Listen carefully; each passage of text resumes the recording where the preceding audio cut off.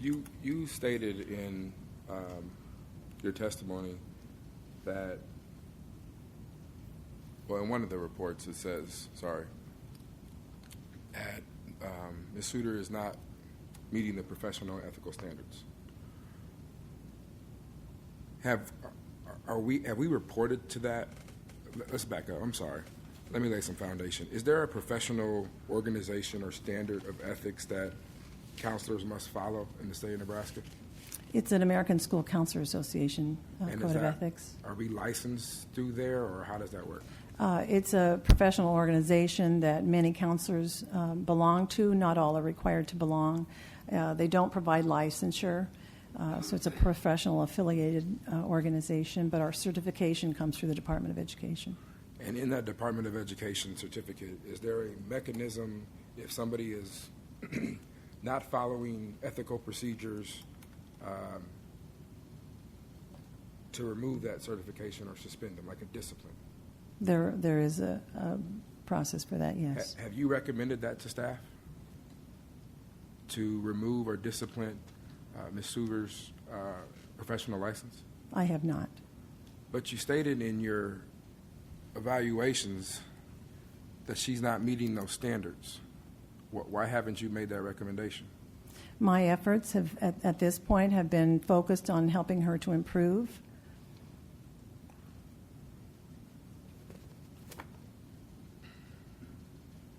How many times have you met with, during the 6-week period, physically met with and gone over your notes and your documentation and the weekly conference? How many times were you actually there? I believe I was there each time, one time by phone. No further questions at this time. Do any other board members have questions? Mr. Vargas. In your correspondence with the teachers that performed the observations as sort of a non-biased, as you explained, what did you instruct them to do in your conversations, and what were the forms of communication that you had with them? I'm not certain that I directly instructed them. There was a decision made from, within Human Resources to identify the principals. I asked them to do an observation and then to submit the observation record to me, I believe. And when you had this conversation with them, what was the form of communication? How did you communicate? What exactly did you say to them? I don't recall exactly what was said, other than I did align the conversation with the week in which the plan would have called for their assistance. Mm-hmm. So I would have asked them for the time frame in which they were to observe. When you communicated doing an observation, what was the expectation of what that entailed?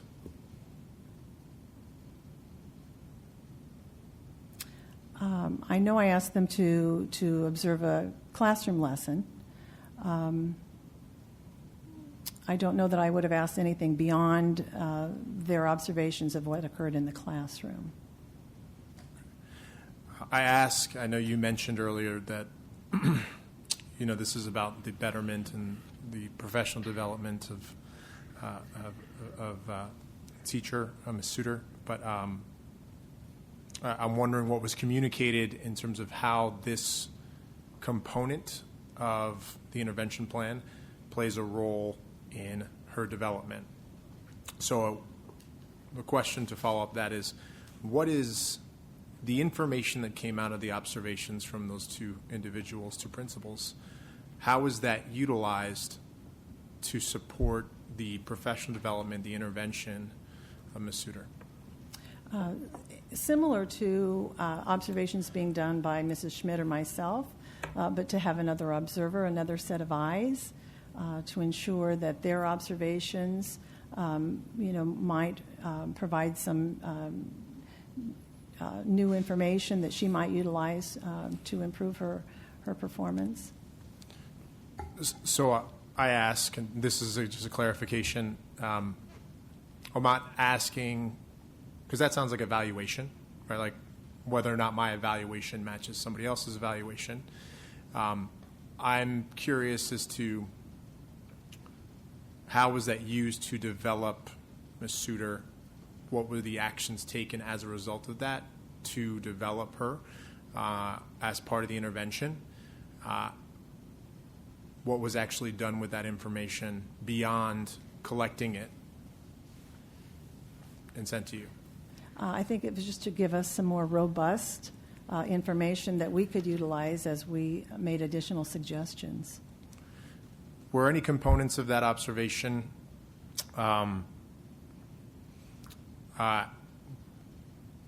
strike that the individuals that were asked to do the observations, were they precluded from doing any type of additional post-observation or pre-observation as part of it?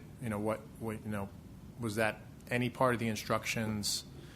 Was there any guidance on what they could and could not do as a result of their visit? They were not asked to intervene in any other way other than to provide another summary of another classroom lesson. Okay. And at what point were the results from those observations shared with Ms. Suter?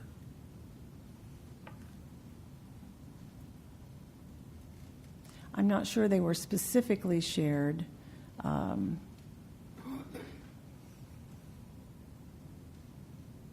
I don't recall that they were specifically shared in terms of their totality. In terms of an actual copy of a document, I don't know that that was specifically shared with her. Were they shared recall. Pardon me, were they shared in a conversation with you and in a debrief, in a meeting, in one of these weekly meetings? Because there was time between the two, right? So in my mind, I'm thinking there's one, that information is used for professional development. I'm wondering what did you do with that information between the first and the next observation? Was that shared with Ms. Suter? To the best of my recollection, I believe what we would have done was just to take from those observations information that we could share that we felt would be helpful. So is that information in the notes that we have in front of us in terms of documentation saying that we shared that information with her? I don't believe so. Okay. No further questions from me. Ms. Merico. I have some process questions that I had written down earlier. I'm trying to figure out which one makes the most sense to start with. So I think a lot of questions came up for us around the neutral parties doing the neutral evaluation. Is that something that's usually used during an informal or formal improvement plan? Is that a standard procedure that we follow, or is that something that was specifically requested and used in this situation?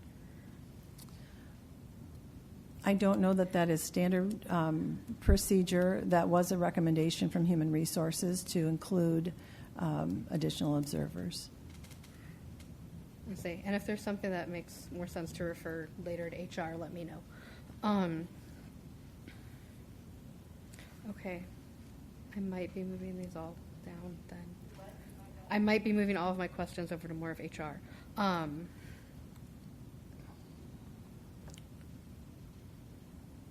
Actually, I think that makes sense. Okay, thank you. Thank you. All right. I have a question for you. You stated that you were present or on the phone during all of the 6 weeks of sessions. I actually went to the one, but was very ill. Okay. And the team decided they didn't want me there. So Okay. I went by phone. All right. So can you just share with us during those observations or during those sessions what your observation of Mrs. Sauer was? Did she indicate that she understood what was being asked of her? Did she actively engage in the conversation? Did she provide artifacts and examples of improvement in the areas that you were asking for each time, which is really all about student learning. So I guess what I'm trying to gain is an understanding of the interactions that she was having with the team. She interacted in our meetings. I felt that our meetings were oriented toward growth. We were trying to, accomplish meaningful learning with the readings that we provided, with the activities that we asked her, to engage in. We asked her to collect a binder of sorts to remain organized so that she'd have a record of the students. I felt as though she understood and was on board with moving towards growth. But what began to emerge is that it didn't seem that there was any urgency or any real commitment on her part. But that's not to say that she wasn't engaged, in the conversations. Okay, thank you very much. Okay, any other questions from Board of Education members? Mr. Wayne? Just one more question. You mentioned she didn't seem real engaged. This maybe goes to Mr. Vargas's question. So after a unannounced visit by a neutral, which according to that neutral and according to the documentation was, her belief was really, really bad. What specifically did you do to address that concern in that instance? Could you repeat the question? I didn't quite follow you. So after the principal from Boyd went and did an observation, which was directed by you, she called you on the phone, according to her, told you about how bad the observation was. What did you specifically do after that observation? We maintained the plan, and the plan we had accounted for classroom management issues and concerns relative to that. So we did continue to follow the plan. 1 second, I want to find that observation. It's Exhibit 162.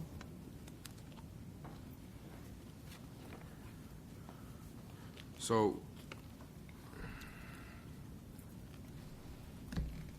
this observation was, if you want to turn to 162, was dated April 11th.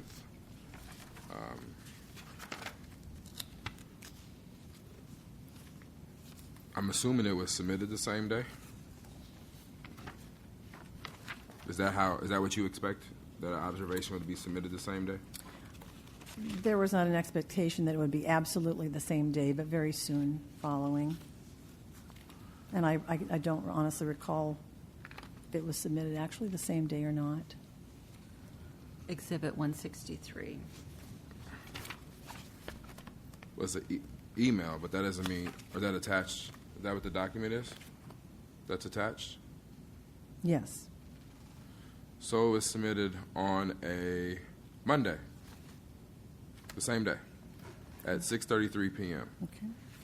And she used the words dangerous, basically the kids are out of control, and there was no intervention the next day. We were all aware that there were concerns in the classroom, and so there was staff on site at Gilder. That was her observation, her opinion, but I certainly had full faith in Mrs. Schmidt and the staff at Gilder to monitor that situation as well. But Mrs. Schmidt wasn't there that day. Did you know that when she did the observation? I don't believe that I knew that. I may have known it at the time. I would not have recalled that now. Who picked the days that the neutral observations would go to? Was that your call? I think it was limited to the week and whenever, in terms of availability, the principal's availability matching with Mrs. Souter's schedule. So who? I don't know that it was a specific day that was chosen, just a scheduling. Who picked it? Who made the call on that week? I likely contacted Mrs. Larson and asked her for the week in which it would need to be done. And how was Mrs. Larson picked? How was she picked? What criteria was used to pick this person? I don't know that there was specific criteria that was delineated, but her having been a former counselor in the district, I'm sure was important. So did you make that decision? I don't know that it was actually me. A team of us, including staff from Human Resources, were involved in that discussion. I don't know that it was my decision. So on Monday night, you may have opened it, it may not. Next morning, you may have opened it. But after you opened it and read this observation, it's your testimony you did not immediately intervene? I did not, to my recollection, other than the ongoing communication I had with.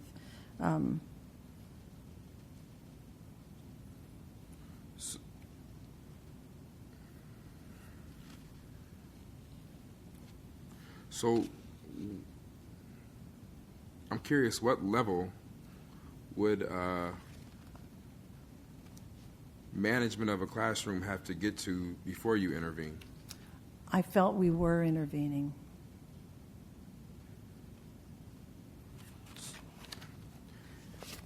And then you would wait, if that was Monday, we would wait till Friday to have our post conversation, our weekly meeting, or was it Tuesday? When were the weekly meetings? Again, it was just a matter of when we could all attempt to be there. It was just scheduled each week as we met. So the sense of urgency that is in Exhibit 162 and the testimony that I heard today, if I were to tell you she said that one more degree she would have called CPS, you didn't feel that sense of urgency when you read this? I knew we were monitoring this classroom. How were you monitoring the classroom? Mrs. Schmidt was aware of what was happening. Teachers were in and out of the portable every day, bringing their students, coming and getting their students. There was constant staff presence in the portable. If there's constant staff present, Frequent. I don't mean constant. or frequent, Often paras accompanied the classroom, and there would be another adult in the room and would remain for the duration of the counseling lesson. but in this particular case, there was no para. She testified to that she was in the room by herself.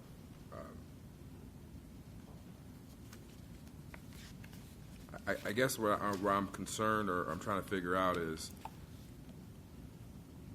she called you on the way of leaving the building, according to her testimony.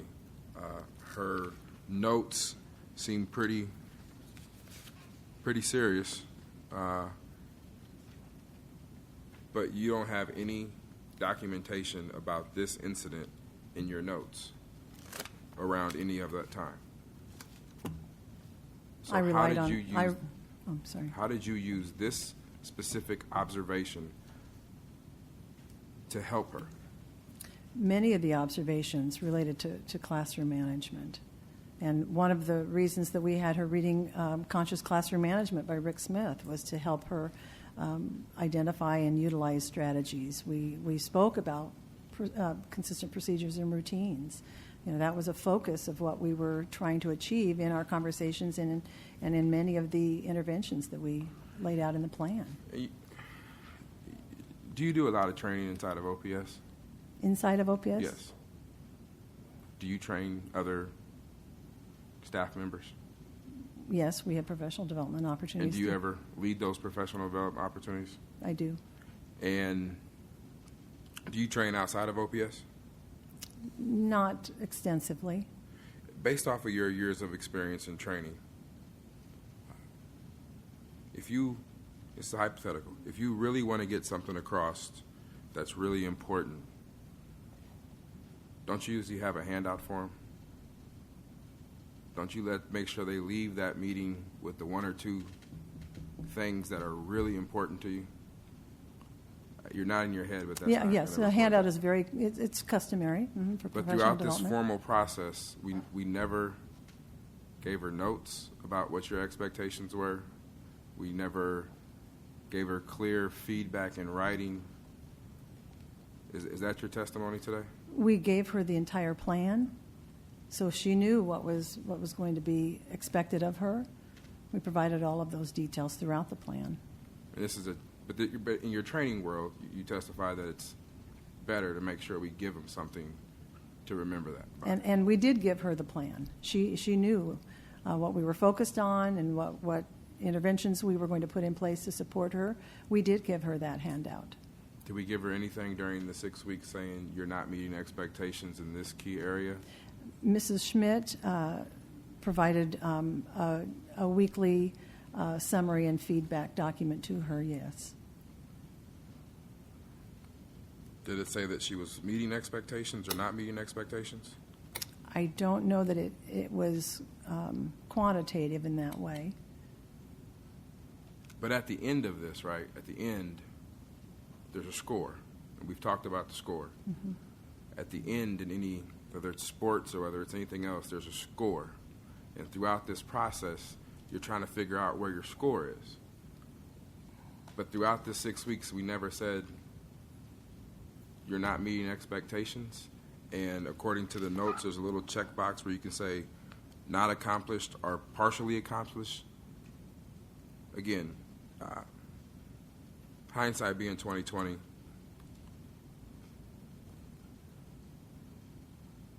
probably important we do that moving I forward. agree. Wouldn't you agree? Agreed. Thank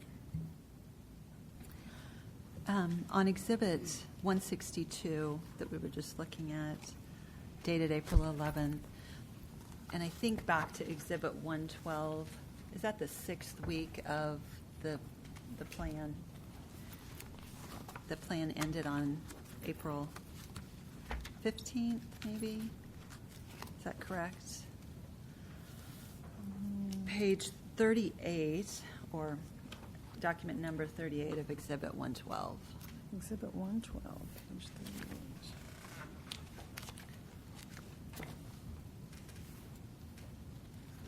Is that, and so the observation on 162 happened in the last week of the 6-week plan, is that correct? Or is that, I just want to make sure I understand.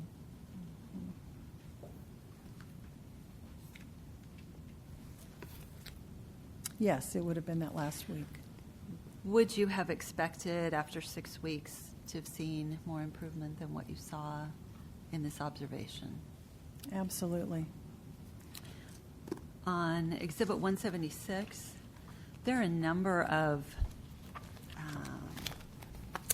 I don't know, lessons and documents that look like they're used as teaching tools. Were those given to Mrs. Sauer during that week's meetings, or are those? Could you explain to us what those documents are? Handling name calling, dealing with negative peer pressure. I'm sorry, I'm not In seeing which item you're Exhibit referring to. 176. I'm on 176, Document number 324 at the bottom 324. would be one of them. There's a number of them. Okay.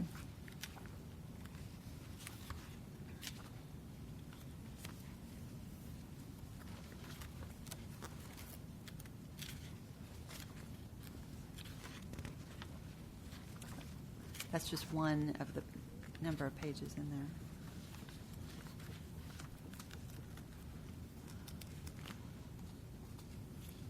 On 324, that would be a lesson plan from our second step curriculum.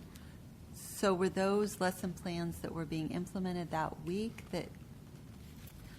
Why are they in? Why would it be in this group of documents? Were they things that Mrs. Sauer was working on with the students that week, or is it additional resources that you provided, or was it things she provided back? Those, I'm making an assumption, would have been included with perhaps the notes that Mrs. Schmidt wrote. I'm looking at 314. I'm assuming those are feedback that, as they were both communicating around lessons that were upcoming, Mrs. Souter would have shared with Mrs. Schmidt the lesson plan for the upcoming week. Okay. So document 314 was prepared by? Mrs. Schmidt. Mrs. Each week Schmidt. she prepared a document So similar it to was this. the document that she prepared saying, okay, this is what you provided back to me. Is that Exactly. right? That was their communication each week. That was their communication each week. And then I noticed that it says in there, as part of this, all lesson plans should be turned in each week. So she was giving her some feedback on what either was or wasn't happening. Exactly. Is that right? Okay. And so under Exhibit 177, document 338, were these Mrs. Schmidt's notes? Did she give these back to Mrs. Sauer?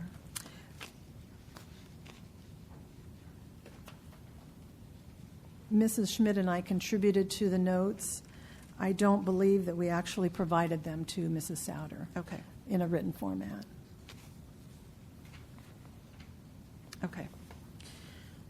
Great. All right. Are there any other questions?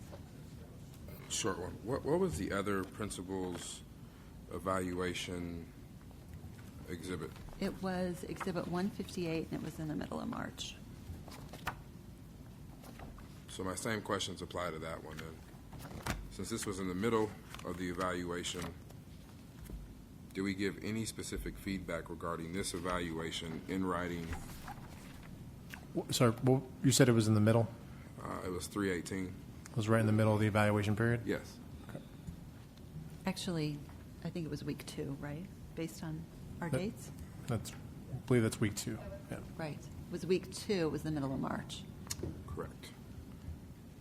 Wait, I thought it started February 23rd. Spring break, correct. So week 2,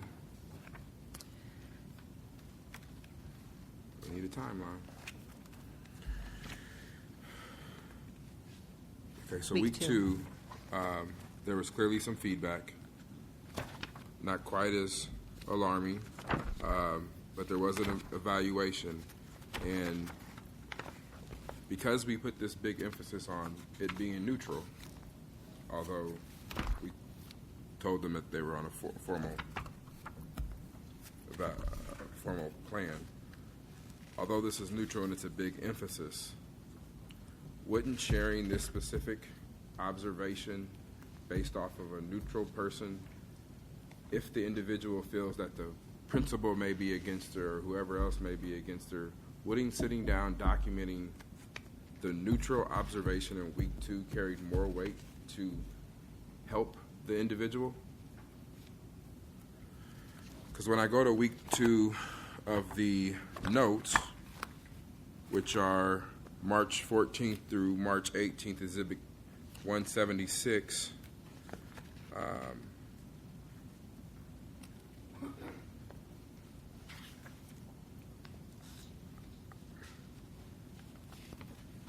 I'm not.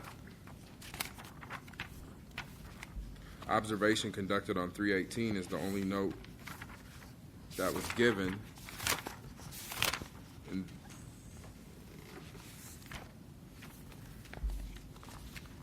And then in the subsequent weeks' notes, it indicates that discussion was had regarding that observation. So at that point when we met, I'm assuming that that observation was held that day, so at that point we couldn't have had a discussion, but the subsequent weeks' notes include a comment that discussion was had regarding that observation. So is there a log? Is there a log that we know if these were taken at the meeting or right after the meeting? How do we know that from an evidentiary standpoint? Do you sign these? Is it stamped? I didn't sign them and I didn't stamp them. When do you typically write these? During the meeting? I took notes during the meeting.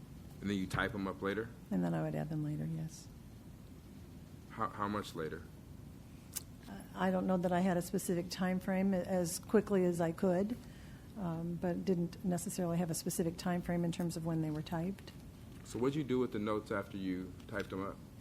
What do you do with your handwritten notes? Do you throw them away? I'm assuming I did. I don't recall that I have that I've kept my notes.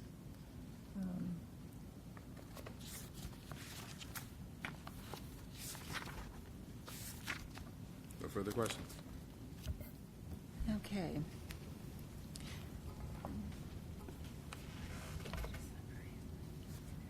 Ms. McHugh, do you have any questions for the witness? Do you have any questions for the witness after our questions? Yes, we just have one question here, looking at several exhibits. So one of our board members pointed out on Exhibit 176, page 314, there are some notes from Mrs. Schmidt. If you turn to Exhibit 177, page 343. Point of order. 314? Exhibit 176, page 314. Do you know dates and times when these were written?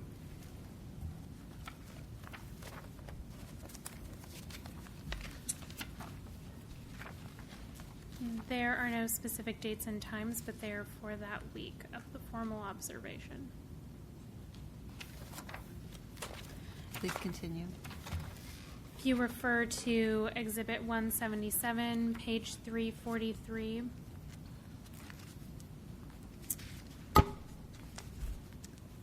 Are these additional notes from Principal Schmidt to Ms. Souter? Yes, they are. And these were provided during the second week of the formal intervention? Or excuse me, the third week of the formal intervention? I believe that would be the third week, yes. You turn to Exhibit 178, page 384. Are these notes from Principal Schmidt to Mrs. Souter during the following week of the intervention? Yes, they are. And Exhibit 179, page 400. These are additional notes from Mrs. Schmidt to Mrs. Souter during the following week of the intervention. Yes, they are. And Exhibit 181, page 448. These are notes from Principal Schmidt to Mrs. Souter during the final week of the intervention. Sorry, page 448. 448. Yeah. Okay. I have an additional question. Yes, for the week 31. Mhm. We have no further questions. Mr. Wade, do you have any additional questions for the witness? Could you turn on your mic, please? Yes, I do, in light of the recent questioning. I just want to understand, although we've already indicated, or you've already indicated that the principal prepared some notes, and those have been identified on the various exhibits. Your lengthy notes, Exhibit 176, first page, 177, first page, on down through 180, those were never provided to Ms. Souter. Is that correct? I believe that's correct, yes. And- Other than in verbal format. Right, all right, but the actual document itself is never. And I'm going to ask a silly question, I guess. I'm looking at the second page. Again, I'll go to 176. I mean, we have fully accomplished, partially accomplished, and not accomplished. Why would you need to know that? Why wouldn't she need to know that more than you would need to know that? So why wouldn't that be marked there? And then why is that on the document? Let me put it that way. It looks like that was meant to deliver to the teacher.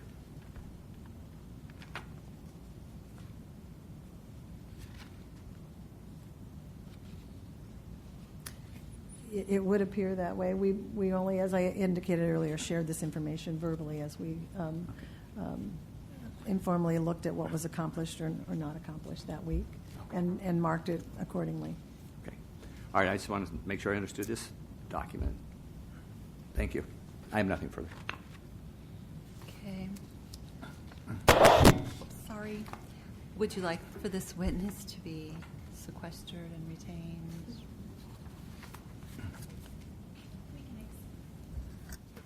We can excuse this witness. Okay.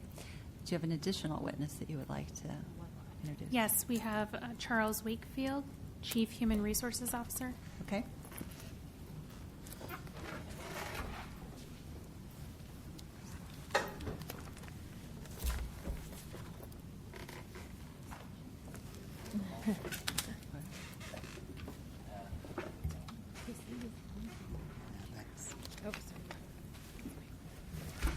Mr. Wakefield, do you solemnly swear or affirm that you will tell the truth, the whole truth, and nothing but the truth in this hearing?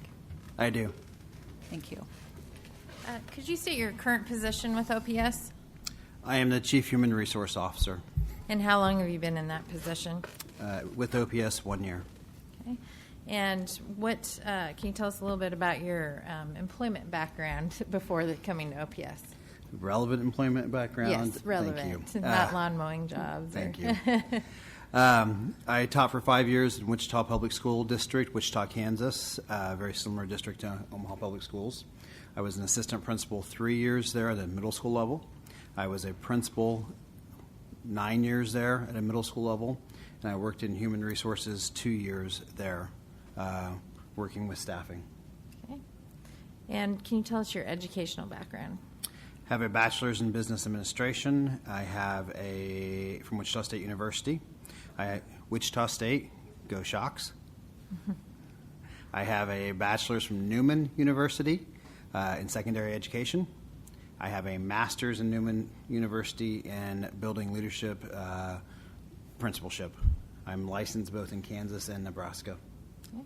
And can you just generally describe your duties and responsibilities as the Chief HR Officer for OPS? In HR, we work with a variety of human resource issues from staffing and hiring, recruiting, employee relations, plans of assistance, employee records, among other things. I lead all that work. Okay. And how big is your staff? Total staff is about 30. Okay. And do you know Mrs. Souter, I'm sorry. I have met Miss Souter, I believe, twice in meetings. I do not know her. Okay. And we want to spend time with you talking about the intervention process, plans of support at OPS. If it comes to your attention that there may be some performance issues or other issues with an employee, what does HR do next? If we begin hearing of concerns about performance of any employee, we begin talking with the administrator about providing interventions, working with that employee prior to moving into any sort of process. We don't feel that an intervention plan should ever be a surprise for an employee, that they should understand that the administrator has concerns and begin working with those concerns. If those concerns continue, an administrator implements what we call an informal plan of assistance, or plan of improvement, I'm sorry. That plan focuses on a handful of areas where the administrator provides informal support and kind of that awareness for the employee for them to focus and work on those areas. At the end of that informal, an evaluation is done. That evaluation is shared with HR. At that point, human resource team will review the evaluation, have conversations with administrator or administrators within the building, gather the evidence, and determine if a formal plan of improvement would be appropriate at this time. If a formal plan of improvement is deemed to be appropriate, HR hosts a meeting involving the teacher representation or staff member representation. The process is the same regardless. Representation, HR, building administration, and reviews with that individual areas of concern, what expectations are, that we are moving into a formal plan with a very generic time frame. At that point, an HR staff member will schedule a time to go out and meet with that individual to work on a plan of improvement. That HR staff member brings out a draft with some things that between administration and HR are concerned about that we'd like to see on a plan, but seeks the individual's input and direction on that plan to provide their support as well, because we're asking them what they need to improve and how we can best help them. Once that plan is finished, it is then implemented. Plans typically run 6 weeks. We do count school weeks. We ignore holidays, short weeks. In fact, Thanksgiving week never counts as a week for us. We never count a week that has less than 4 days in it. So we do count weeks and go out 6 weeks and work with that. That timeline can and does change occasionally based on the specific plan and individual employee needs. At the end of that, I am sorry. No, keep if I'm going. talking too long, let me No, know. that's fine. At the end of that formal plan, after that 6 weeks or that established timeline is finished, administration does an additional evaluation. That evaluation focuses only on the areas within the plan. Again, in an effort to not overwhelm the employee and not to provide a lot of stress for the employee, we only focus on the areas that were identified as concerns. Evaluate those areas, compare that to the original evaluation prior to the formal plan. That information then is then shared with HR, and Sorry about my that. time is up. That information is then shared with HR. We at that point review information, review attached documentation, and make a recommendation as to whether we would end the plan, move back into a regular process, continue the plan with adaptation because we're seeing some progress, or recommend cancellation of contract. And you've been in here for the testimony today as the informal intervention plan was described by Principal Schmidt. Was that a typical informal intervention plan that we would see at OPS? Yes, that is a very typical informal intervention plan. It is not uncommon for principals to seek HR guidance on informal intervention plans as well. So we do see those frequently before it moves to a formal stage so we can provide guidance and support. Okay. And I want to talk, I know there's been a lot of questions about the formal intervention plan here. If you want to turn to Exhibit 112. Oh, okay. Oh, I'm sorry, 114 first. We'll back up to the informal. And can you tell me what Exhibit 114 is? 114 is the evaluation that was done at the end of the formal plan of intervention. Okay. And so after reviewing this, was it your decision to move forward with that formal? This is the evaluation that was at the end of the formal. Oh, and at the end of the formal, I'm sorry. Yes. Okay. Okay. So then let's look at Exhibit 112.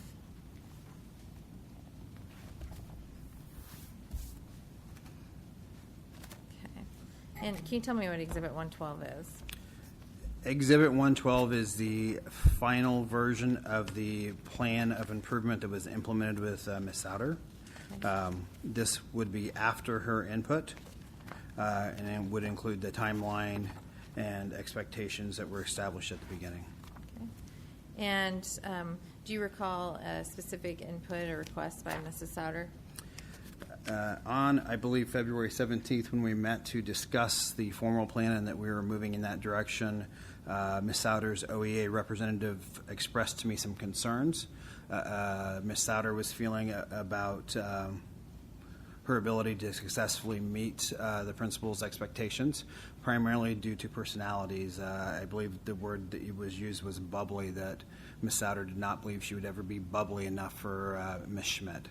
At that time, in working with that OEA representative, we talked about bringing in outside, unbiased, neutral observers to alleviate or assist with Ms. Souter's concerns with that. OEA agreed with that and thought that that was a good idea, so we did that. Is that a normal practice? It is not something we do with every plan of improvement. It is something I have done in the past, yes. And did you provide that as an accommodation at her request? That would be a very typical accommodation, and an accommodation we gladly provided at her request. Okay. And Exhibit 112, all of the attachments were provided to Ms. Souter, Yes. correct? Okay. Why, who chose, we've had a lot of questions about who chose Principal Beller and Principal Larson. and you probably will say ultimately me, HR staff, myself, Dr. Bond, had a conversation about who would be an appropriate principal to pull to do an observation like this. We looked at levels. We tried to avoid anyone who had worked with Ms. Souter in the past or anyone who had worked with Ms. Schmidt directly in the past, so that there was limited interaction there. And looking at that, we chose Brianna, Miss McLeod. McLeod Larson. Thank you. We chose her because of her experience with counseling and that she would understand elementary counseling. And we chose Miss Beller because she's had a full-time counselor. Not every elementary school has a full-time counselor, and has worked with counselors in the past. Okay. And so is there always a team provided as part of a formal intervention plan? Yes. Okay. And how is that team chosen or put together? Who gives input in that? The team always consists of the building principal and the staff member going on the plan of improvement. HR typically will assign additional support, especially if the employee is in a special area, like a counselor or an art teacher, someone who specializes in that curriculum area. The teachers also ask if they have anyone they would like to include on the team. They typically include their union representative. Okay. All right. How have you, in your year here, found the intervention or plan of support? I think you have a different reference for it, maybe a plan of support. First of all, what's the goal of the intervention process? It is to improve performance. We recognize definitely in HR, but across the district, the teachers, the staff that work with our kids make the difference. And we need the very best staff working with our kids. And when a staff member is not meeting expectations, it's to our benefit to help them to meet expectations. The district's standard, Omaha standard statement is a plan of improvement. You will hear me use the term plan of support. I frequently get... Sorry. I'll try. Throw things at me if I get too bad. Where'd you lose me? Plan of support is a phrase that I typically use that actually probably makes my staff chuckle because I can't keep the right term in my head. And have you had successes with the plan so that it does not result in a recommendation for termination in some instances, or is it always the death knell of employment for employees? I will tell you that a majority of our staff that go on informal plans do not go to formal plans. We have a handful of formal plans, and of that, I would say probably half did not end up in a recommendation of termination. Okay. So you've had success with the plan? Okay. In this instance, did you find that Ms. Souter improved with her plan? There was limited improvement. When we met with Ms. Souter and outlined our expectations, the expectation that was stated was that she be proficient in the areas that we were focusing on, and at that point she was unsatisfactory. At the end of the plan, while we saw limited improvements, we did not feel that those were substantial or sustained, and they were not definitely at the level of proficient.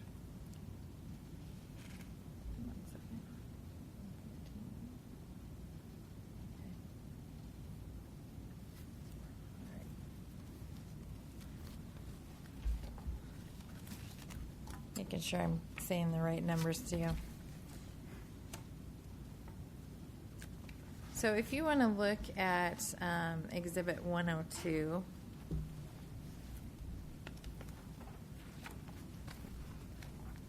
Okay? and we talked, you were in here when Mr. Wade asked Dr. Bond about the calculation for the number, and if, can you explain how that calculation works if they're being just evaluated in certain areas? Right. We would throw out, for lack of a better term, the categories that were not being evaluated so that those are not included in the total number. So when we do an average number, it's a true average of only the areas being evaluated. We intentionally limit plans to no more than 3 categories, so that our employees have a chance to be successful and can focus on a very specifically short area of things. We would compare that to the evaluation done at the end of the informal, but only compare category to category. So in Ms. Souter's specific case, we would compare professionalism here to professionalism at the first one, and only compare those numbers. And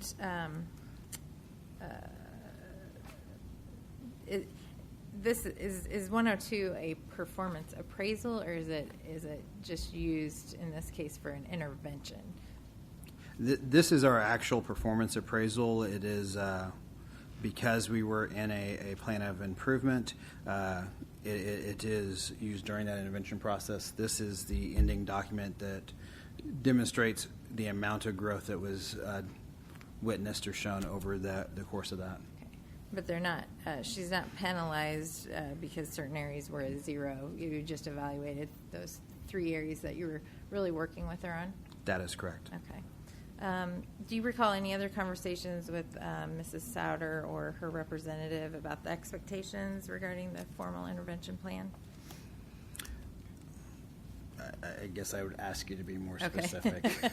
What input did her representative have as well in this? Was she involved? Did she have representation through all of this? My understanding, and I did not attend the weekly meetings, it's not something I would typically do, not something HR typically does.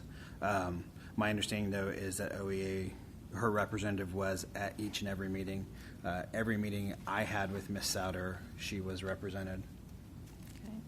And do you believe, or what did you review then before, what did you conclude at the end of the formal intervention? Conclude at the end of the formal intervention? Based on the evaluation provided at the end of the formal, based on the documentation that was provided by the plan team, and based on the observations that were shared from the principals, the neutral observers, my conclusion was that we needed to recommend cancellation of contract. Okay. And why? I was a principal. A counselor really, and I heard you use the word heart earlier, and I would probably use the word soul of a school. A counselor deals with social, emotional needs and helps kids stay focused on learning and wanting to be in school. And in looking at this documentation, we're not seeing that. A counselor is all about providing a safe and caring and nurturing environment, and based on observations and progress throughout the plan, we're not seeing that. We're seeing a classroom environment that could be considered chaotic, is a word I heard used earlier, a classroom environment that definitely is not conducive for learning for kids.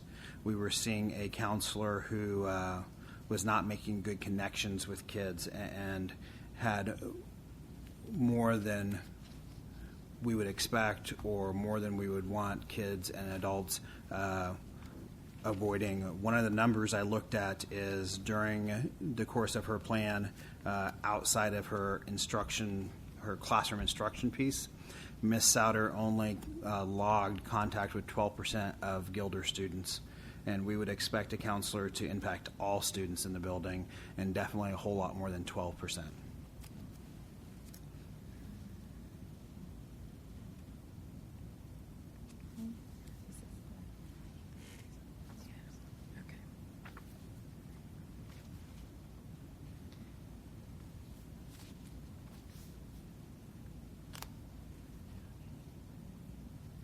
I don't have any other questions at this time. Mr. Wade?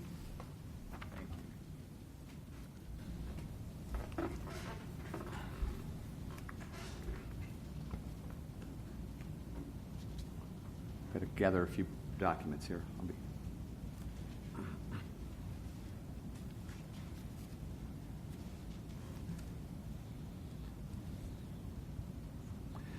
Mr. Wakefield, is a doctor or Mr.? It's Mr. Okay. So am I. So are you? I think I heard your testimony that maybe I didn't hear it properly or accurately. You say usually the informal do not end up in a cancellation or termination of employment. The informal intervention plan doesn't usually. And an informal will never end up in a No, but I mean, cancellation. it doesn't accelerate to the formal too. They usually end at the informal, I think is what I heard you say. A majority of our plans end at the informal stage. When you say a majority, well, what's a majority? Just 55%? By mathematical definition, a majority is 50.01%. Okay. All right, so then you, 0.1. well, I'm confused because if a formal, approximately half go to termination or cancellation? I mean, you're saying the informal don't go to the formal, then on. But if informals usually resolve before they get to the formal stage, for the formal, once it's to the formal stage, there's likelihood at least a 50% chance it's going to go to cancellation, termination. We have success with some of our formals. We do not have success with others. In my time here, roughly half of our formals have gone to a recommendation of cancellation. What? And do you think it's 6 weeks? I know this has been an issue, and you've heard about this before, but it seems to me that you should be very flexible in how many weeks will be allowed and provided for the person to go through the intervention process. And if half of them fail, should you basically enlarge the time for the intervention processes? And I would argue that we are flexible. We start with 6 weeks, but we do make adaptations, as we did in this case, by extending it a week once we were into the plan. Okay. Now, you said you have before, and as you did in this plan, have you gone 10 weeks? Here at OPS, no, I've never gone 10 weeks. From your experience, your background, is that something that you're familiar with, a longer period? In my previous district, our plans were 7 to 9 weeks, typically. And I still am puzzled about how this number is arrived at in Exhibit 102 for the actual determination as to whether or not the person is going to go to termination or cancellation step and be where we are today. If you have, I think I understand, you're isolating the periods of concern and making sure that you only address those so a person doesn't become overwhelmed, and you have that from the informal intervention to the formal intervention, and you see whether or not there's been significant improvement and enough to actually get to the proficient level. Is that correct? That is correct. All right. Now, from what I'm hearing, though, and what I'm seeing, I think in Ms. Souter's cases, and I'm not sure because I don't know what the rest of her scores would be, and that's why I asked about the other scores. It seems to me, theoretically, you could have a person who was performing in an unsatisfactory manner in 2 areas or 3 areas and doing distinguished or exemplary work in the other areas that aren't dealt with at the time and still lose their job. Our expectation is that every teacher perform at the proficient level in every area. Okay. We believe our kids deserve that. Okay, so despite the fact that you may have some teacher that is actually performing in the distinguished and exemplary area, except for the ones that you've isolated to look at, that person would still lose his or her job. If they were not making the progress that we wanted during that plan, yes, Well, that would be a possibility. In those particular areas. So you could have somebody doing wonderfully well, but if they're not making it, they're down the road. Our expectation is that an experienced teacher would perform proficient at every level. Mm-hmm. And you'd lose the exemplary and the distinguished attributes of that particular teacher without any concern. That would have been taken into consideration. Am I loud enough? Sorry. That would have been taken into consideration at the time of determining if a plan of improvement was necessary. Okay, now, see, that's what I'm misunderstanding then, because it looks like to me the plan of improvement has nothing to do with anything in any of these areas except for what has been identified as a problem. The rest of them you ignore. And then you go into an informal, and then you go to a formal intervention, and despite the fact you're doing 3 out of 4 in a highest level, you're still going to lose your job.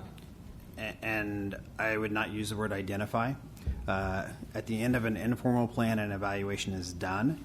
Based on that evaluation, we focus on a handful of criteria in order to give a teacher the ability to improve performance in those areas. That focus is determined by their evaluation, their performance, but also by what those criteria are. A teacher may perform unsatisfactory in multiple criteria, and we wouldn't include every criteria that was unsatisfactory. We would focus on the criteria that either had the most impact on the other criteria or had the most impact on the kids in order to make that teacher successful. So you do a total evaluation in the very beginning, and then if the person isn't doing well in 2 or 3 areas, you just concentrate on that. We would focus on the areas of greatest need. Yeah, okay, but is there a overall complete evaluation done in each and every area for a teacher at some point in time, so you have some basis for what they're doing in other areas, along with the areas that they're performing not sufficiently in the particular areas that you're... At the end of an informal plan, there is a full evaluation done. A full evaluation? Yes. At the end of an informal plan? Yes.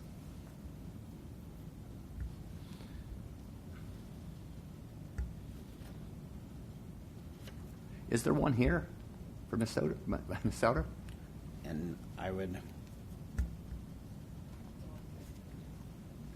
Have you seen one that you recall? Yes, that was part of the initial review to determine that plan of improvement was Well, this helps me appropriate. understand. I appreciate that. I'm sorry to talk over you. My apologies. I'm waiting to see if your counsel can find. So it would be your recollection or your belief that there was a total evaluation of Ms. Souter at some point in time before you got into the informal intervention and the formal intervention. Yes. But as far as anything you've seen so far, you don't know that it's with us tonight. And I would have to... Okay, so Exhibit 114 is the evaluation. I don't think your mic is on. Sorry. Exhibit 114, our understanding, it's in the upper right-hand corner, or I'm sorry, the bottom right-hand corner, it's 50. So it's going to look very similar to the one for 102. And it builds on, 102 would then build on that. So that's our understanding, but I'll let Charles confirm that. And if I can have a second just to make sure. And it has a different score, so. And then the comments are changed on it too. Yes, this would have been the full evaluation that was done at the end of the informal. Okay.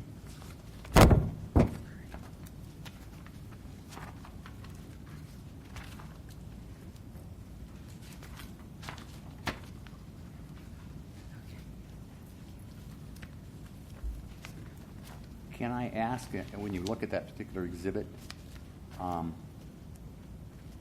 why on page, I'll call it 51 of the OBS numbering system, why is, let's look at, well, I'm sorry, no, let's look at page 54, because this indirect service, student services, section 5. Why is there just one entry in that whole particular area? I mean, there's a 2, and that's only in one of the appears to be 3 or 4 areas, but there only is one number that appears there. Do you not rate the teachers in every area? And I would have to go back and review this specific evaluation in our system. Okay. Because then because I turn back and I look at page 53, same thing as in section 4. There are 2 entries. There's responds appropriately to requests, and this is supposedly an area of importance, but we don't have anything for utilizes district and community resources and provides support to students and families in crisis. And this is for a counselor. Why wouldn't there be something there? And again, I'd have to go back and refer several, and speaking hypothetically, several things could result in a 0 rating or not rated because they had no evidence of that particular matter. Don't you think there'd be an entry in A or 0 if the person was doing poorly? Our system does not have a 0 rating within our Not computer NA? system. No. Okay. Okay. But there are a lot of areas that are left unmarked in that particular overall evaluation, aren't there? We can go look at 3. We look at 2. I mean, there are a lot of areas that are unmarked throughout the whole document. So either those weren't rated or I guess they weren't rated. If there was not evidence to rate them, they wouldn't have. Since we don't have a 0 or an A, they would not have been rated. Well, that worries me about the document for the benefit of my clients, because some of those appear to be fairly important areas of concern or interest. Like on Section 2 of 50. Rick, if it might speed things up just to clarify, so this matches the informal intervention, so it's 117? Yeah, 117. So that's why if you look at check marks, what's on 114. So they go through. Okay. And so that's why it matches up to like A, B, C, and D on the first one. Just by way of explanation, might make it a little faster for you. Well, yeah, maybe, but I'm still missing in Exhibit 117, 5. So, still areas that I still don't understand why there aren't entries if this is an overall evaluation. So, but that's just unknown right now, right? I mean, you don't have that information right now. I don't have that information right now. Okay.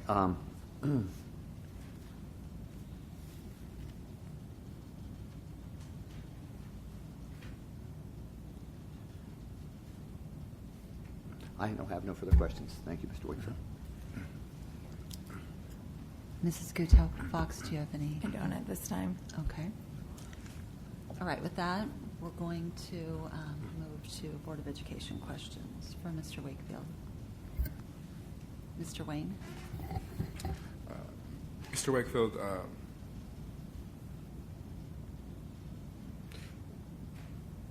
when did you begin your employment with OPS?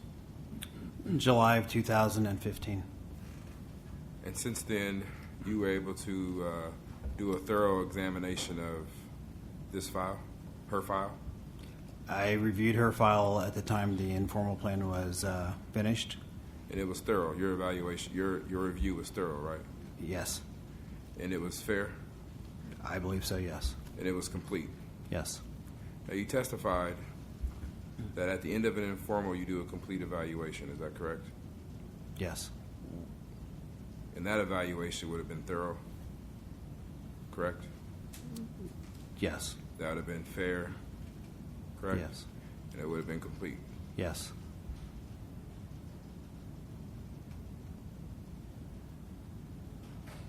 And you expect your staff to provide a fair, thorough, and complete evaluation, correct? Yes. We work very hard to be as fair as possible, to provide opportunities for feedback and opportunities for growth.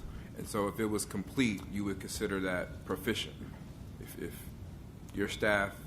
Complete and proficient I would not consider the same. Well, that's what I'm asking you, is if they completed a thorough, fair, and complete evaluation, you would label their work as proficient? Not necessarily.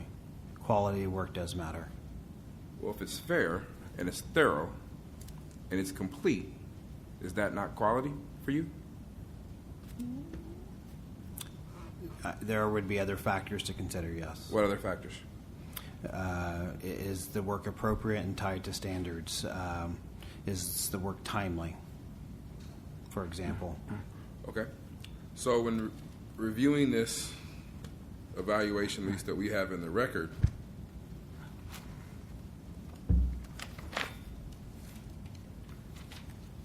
do you believe this evaluation is thorough? The one that's in this record from the informal process, the end of the informal process, do you believe it's thorough? I recognize that there are pieces of this evaluation that were not completed. Answer the question. Do you believe this to be thorough? All the way through thorough? I recognize that there are pieces of this evaluation that are not completed. My understanding at this time is because there wasn't evidence in those areas. So when you do a complete evaluation, you don't go out to try to grab the rest of that evidence of where in the other areas? If we're doing an evaluation at the end of an informal process, which is a limited time frame of a process, we may not have opportunity to gather evidence in each and every area of the evaluation.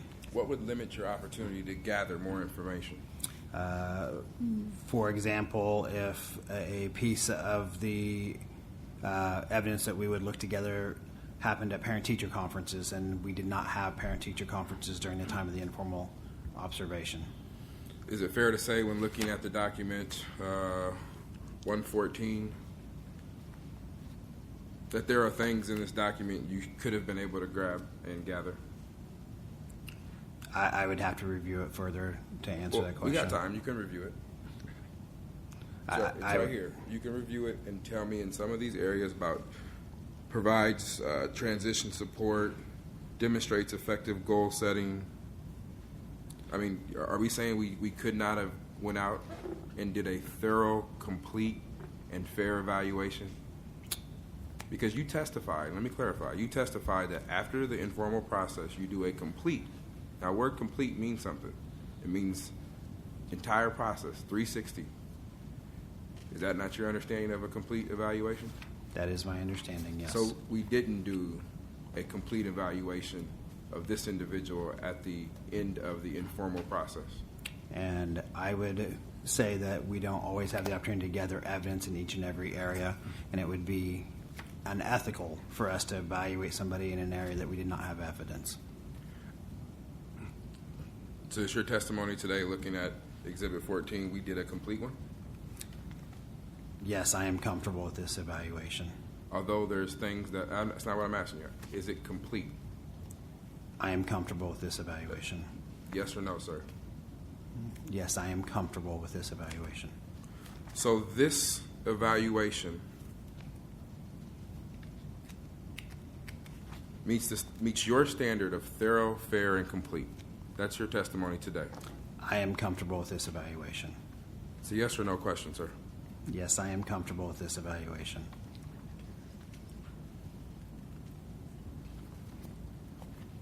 Have you talked to Mr. Evans about this individual? No, I informed Mr. Evans at the end of the informal that we were looking at termination. That would be my only conversation with Mr. Evans. So at the end of the informal process, before we started the formal process, you already made in your mind that you're looking at termination?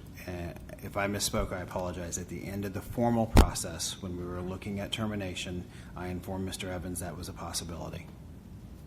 And no time prior to that, you had any conversation with Mr. Evans? We do not make it a practice to talk about plans of improvements with Mr. Evans. That's not what I asked you, sir. Did you have a conversation with Mr. Evans since you've been here, except for that one time? No, I have not had a conversation with Mr. Evans in regards to Ms. Souter.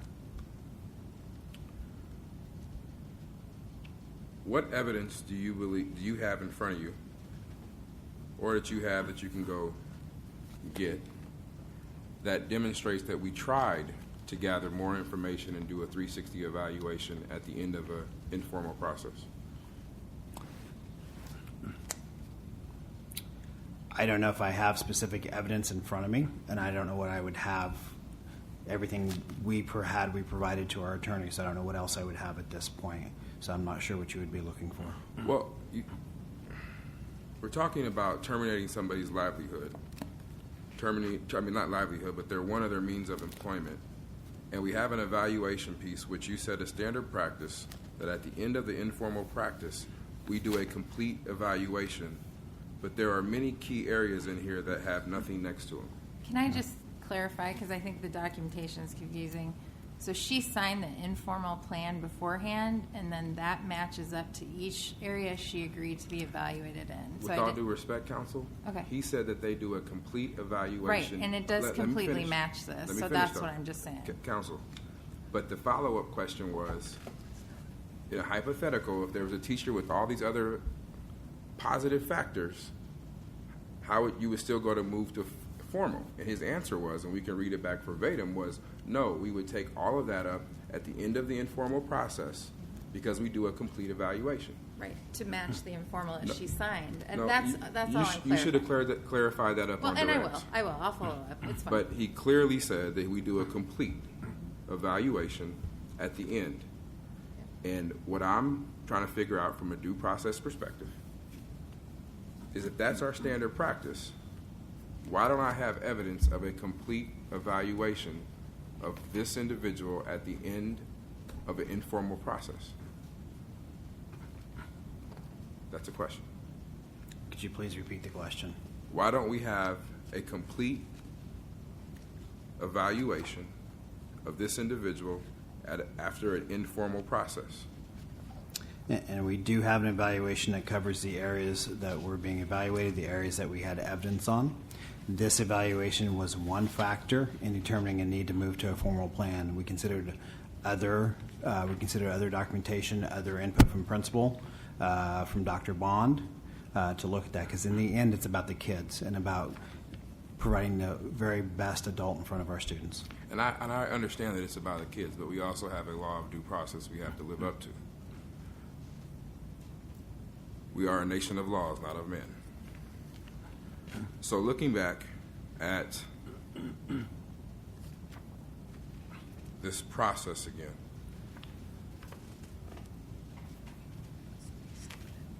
you stated it's best practice to limit areas of improvement to 3. Is that what I heard? Our goal is to limit areas to 3 or less. We find that nobody can improve in multiple areas at one time. We want to make every opportunity for that teacher to be successful. And maybe I'm reading this wrong, but I thought I'm reading 4 sections here. I'm reading job performance, school counseling curriculum, individual student planning and response to services, indirect response to services. How do you, that's more than 3. I'm trying to figure out how do we.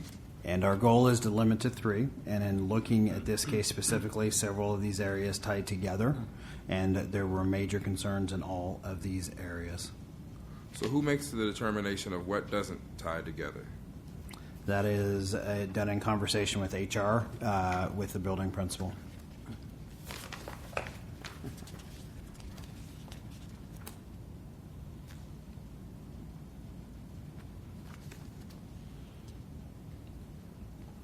So one of them, I'm looking at Exhibit 114, and one of the goals on page OPS 00005,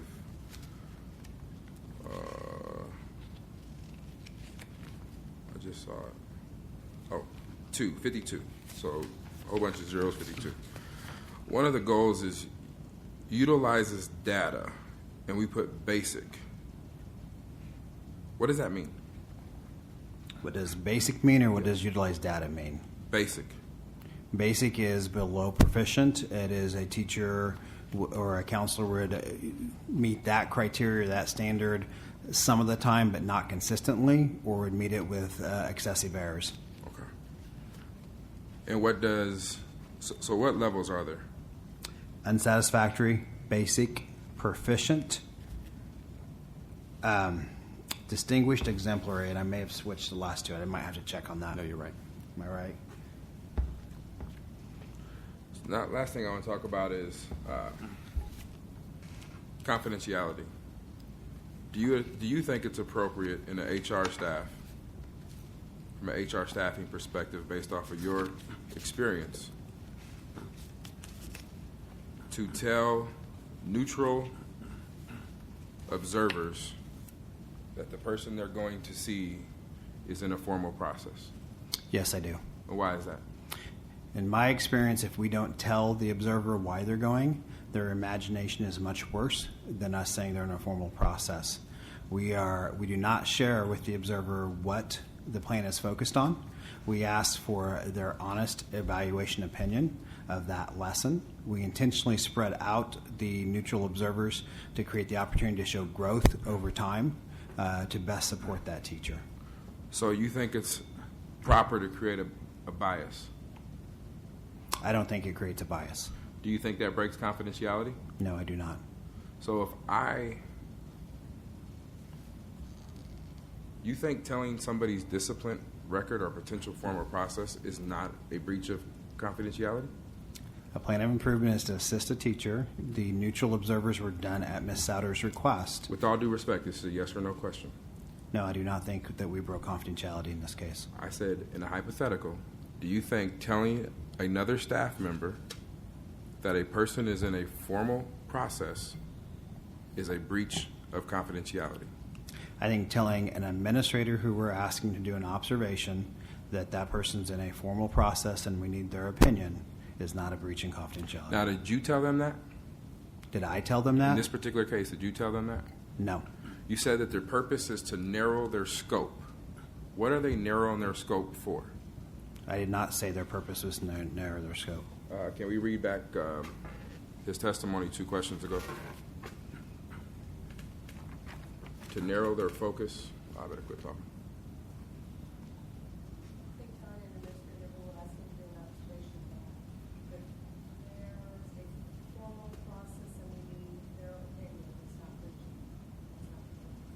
No, it's 4 questions back.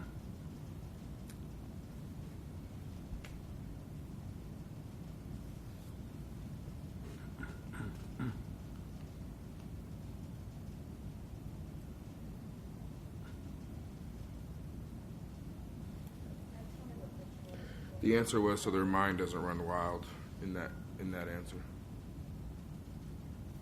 You can say it.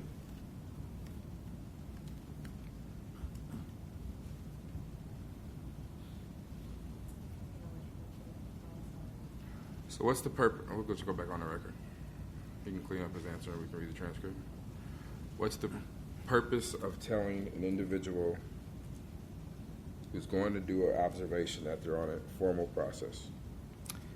Because in my experience as an HR professional and as a building administrator, if we do not provide a reason for the administrator, who is a supervisor, to go in and do the observation, they imagine worse things than what we would ask them to go in and look for. So we tell them that they're on a formal process so that they can go in there and focus on what they see. And what is the culture definition of a formal process? Because when you say that, that means something if you want them to narrow their focus. Why is that so important? I want them to go in and give us an honest reflection of what they witnessed and saw in the classroom. So that is done with every intent of giving that teacher or that staff member the opportunity to demonstrate that they have made gains or are making gains. So whether it's a formal or so what you're saying is if a teacher or administrator goes in and does an observation, that the quality is different whether it's an informal or formal process? I don't think I understand your question. Are you saying that observations are different when an administrator goes in and does an observation based off of your years of experience? They're different depending on the process, whether it's formal, informal, or just an observation? No, the observation is not different. Well, if the observation is not different, then I don't understand why you have to tell them that they're going there for a formal process. Explain to me why you're doing that then. And in my experience, that helps the administrator going in, being able to document for us the full aspect of that lesson. So based on your experience, what's the difference that you've seen in observations that are a formal observation and just an observation without any formal or informal or anything behind it? In my experience, if an administrator is just asked to go do an observation with no rationale given, they go in looking for issues. We try to set the staff member up for success by putting the administrator in the best situation, they know that that staff member is getting support and they're looking for growth. But the staff member wouldn't be on a formal process if there wasn't issues, correct? That is correct. So then aren't we already saying you're going in there looking for issues by saying they're on a formal process? I disagree with you, Mr. Wayne. Is that a common practice in your Wichita experience? To do what? Tell staff members that other administrators that people are in a formal process. When we ask an administrator to evaluate or observe a staff member, it was practice to let them know that that was part of the formal process, yes. How would you do that if the staff member is suffering from maybe a minor health issue? And we would not do that in that case. Why not? Why would we have an administrator observe a staff member with a health issue? If they're not performing for a reason, hypothetical, and they go in there. In this case, Ms. Souter asked for, through her representative, neutral observers, and we provided that. We would not provide an observer in a case that had medical issues tied to it. Did you tell her or her representative that you were going to inform any neutral observer that she was on a formal intervention? She was told that as a part of the plan, we would provide observers from outside the building who had no ties to Gilder, no ties to her, and no ties to Ms. Schmidt. So can you answer my question this time? I At think I just- any point did you tell her or her representative that you plan on telling the neutral observer that she was going to be on a formal process? I did not use those exact words, no. Did you imply that you were going to inform these neutral people that? Yes, I believe I did. So based on your years of experience in HR, why didn't you communicate very clearly that you were going to do that? Because I believe it was communicated. Did you follow up with that in any documentation? No, I did not follow up with an email. How important is documentation in HR? It is important. And speaking of documentation, last couple of questions, I won't even take that long, but turning to the formal plan and the written notes, either one of them will work. We'll go to OPS 0003, which is the document 112.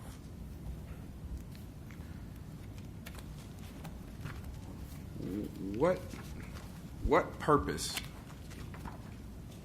does the indicators of accomplishment, fully accomplished, partly accomplished, or not accomplished, what is the purpose of this on this document? That is so that the employee can self-evaluate themselves and so that that can be discussed during those weekly meetings. Where do you see self-evaluation? I do not see that phrase there, but that's, So let's look up a little bit further in that and say the following standards will be used, and those are all X'd. Is that also a self-evaluation? no, that is indicating what documents or standards that we are using to evaluate the employee. So it's your testimony that on this page, where there's no mention in here of self-evaluation, that a person is supposed to know this little area of indicators of accomplishments, I'm supposed to check what I think I've done. That is provided there so that the plan of improvement team talks about those issues, and so the employee can either self-document or the plan team can self-document. In this case, the plan team provided greater documentation than the simple check boxes. I appreciate you saying that. Greater documentation to whom? To HR. But not to the teacher in which they're supposed to help. They provided that verbally to the teacher. You said documentation. I said to whom? You said to HR. I said not to. They documented their verbal comments to HR, yes. But they did not document it to her. And they shared the information with her verbally. Going forward, based off of your years of experience, do you think we should check these areas and provide documentation after every conference?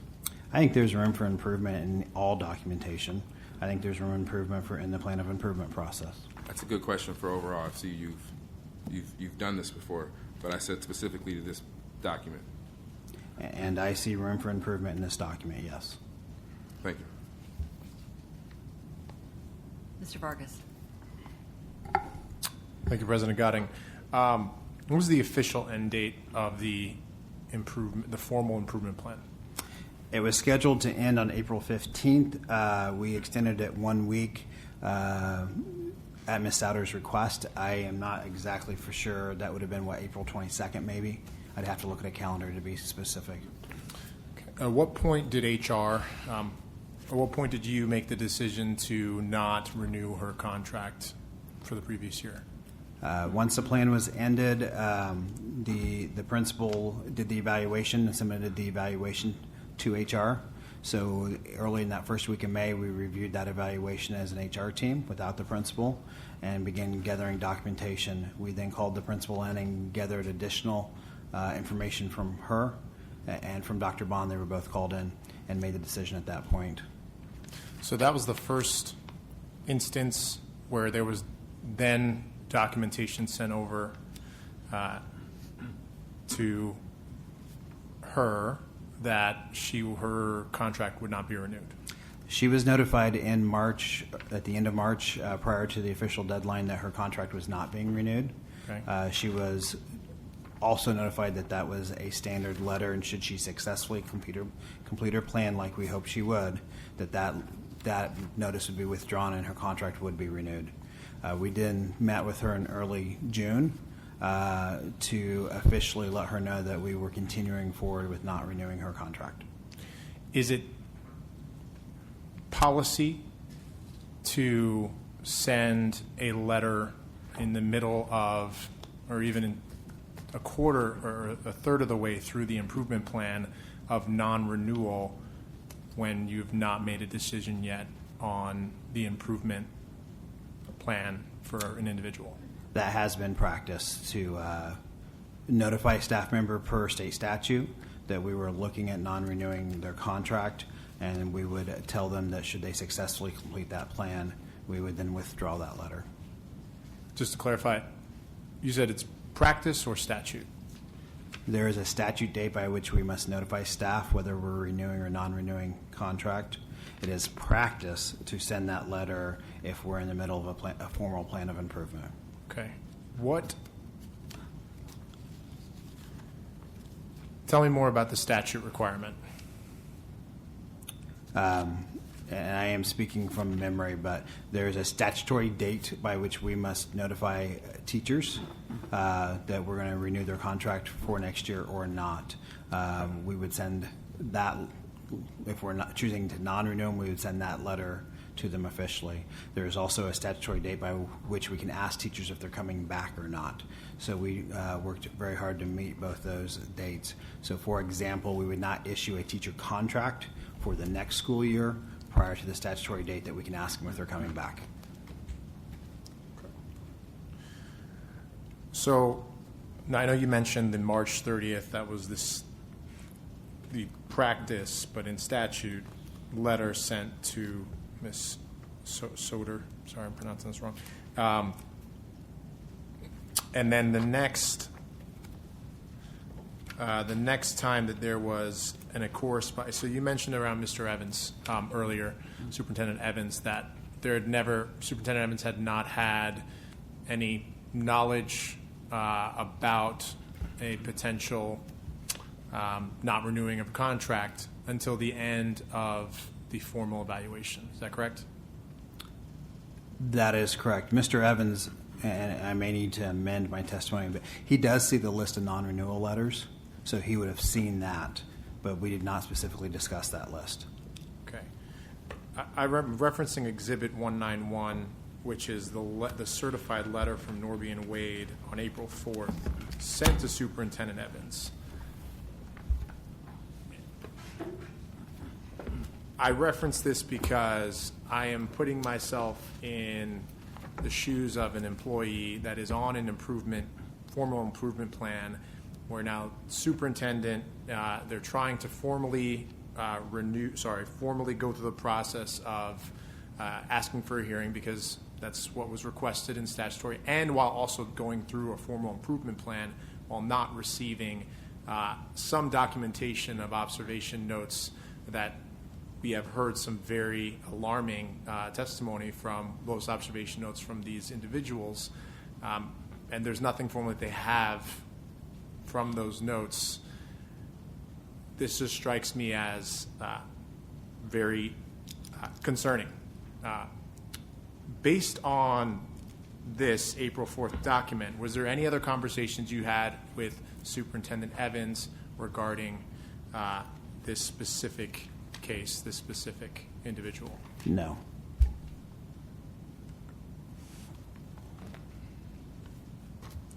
No more questions right now. Sorry, Mr. Snow. Thank you, Madam President. I just wanted to follow up with that. Could you explain the rationale of sending a termination letter in the middle of someone's improvement plan? And then, because for me, it would seem as soon as I get that letter, my morale is completely low. So no matter what I do, I'm already assuming that you're going to terminate me. So, I mean, could you explain? I mean, how do you have someone on an improvement plan and then send them a letter saying that this is typical practice, but then they automatically assume that you're going to cancel them anyway, so they go ahead and follow the process, but you don't communicate with them? Did you communicate with Ms. Souders that you were going to that she was going to continue the full process? Did you explain what the letter was? We did. We also worked with OEA with that, and they explained that to their constituents as well. It's important to note that we partner with OEA on plans of improvements because our ultimate goal is for teachers to improve. State statute requires us to send a letter by a certain date. Do you know that date? April 15th is what I have in my head, but I would want to verify that before I say that.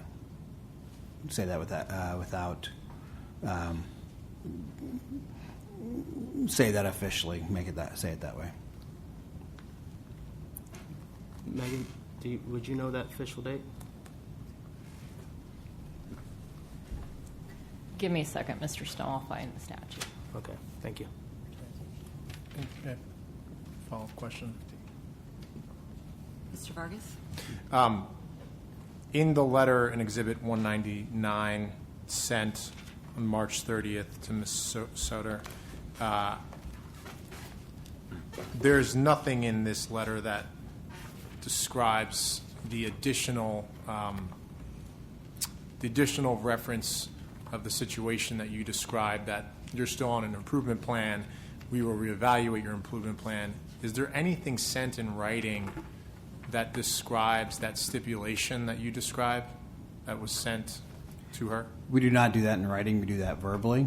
OEA recommends that teachers in that situation automatically request a hearing, and we automatically waive the 30-day hearing to extend it to make sure that the plan has time to fully conclude before we would move forward, so we'd have time to withdraw the request.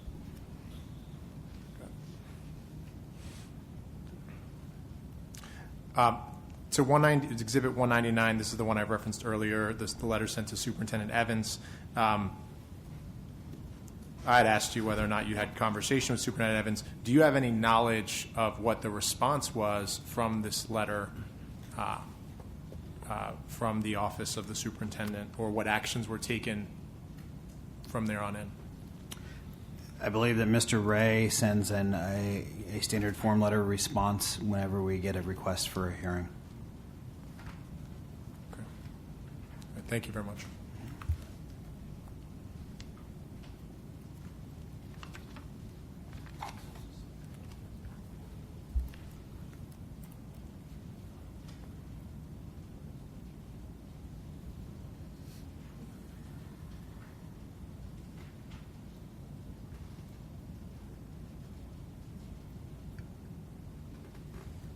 Okay, I have a question on, I'm sorry, Mr. Wayne, do you want to go? Go ahead.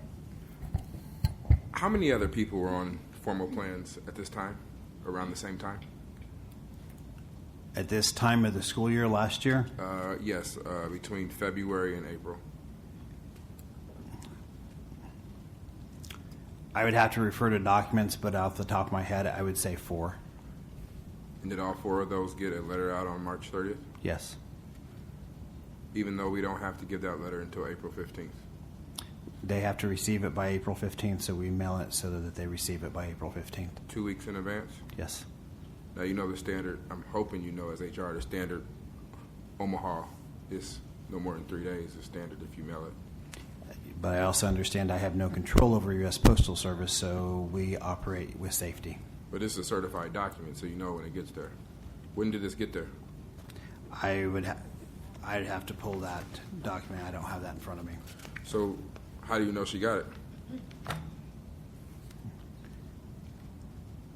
I know that the certified letter was received. I don't have the exact date in front of me. I'd have to refer to documents. So I asked you if you had any conversations from when you were brought here or when you started here in Omaha Public Schools with Mr. Evans regarding this, and you said no, not until towards the end of the formal process, and you had mistakenly said informal process, that you had a conversation where you were saying that he might, that you might be looking towards termination towards the late of April. Do you recall that testimony? Yes. And you recall you're under oath, right? Yes. And so then Mr. Vargas asked you, and you said, well, he might have seen it because there's a sheet that goes around with possible terminations. Is it your testimony that on April 4th, or within the week after, when this letter 191 went to Mr. Evans, you still did not have a conversation until the end of April? We published a list of staff that we were sending non-renew letters. That's the testimony I amended. Mr. Evans would have seen that list. He would have seen on that list that it was a non-renewal due to currently in a plan of improvement.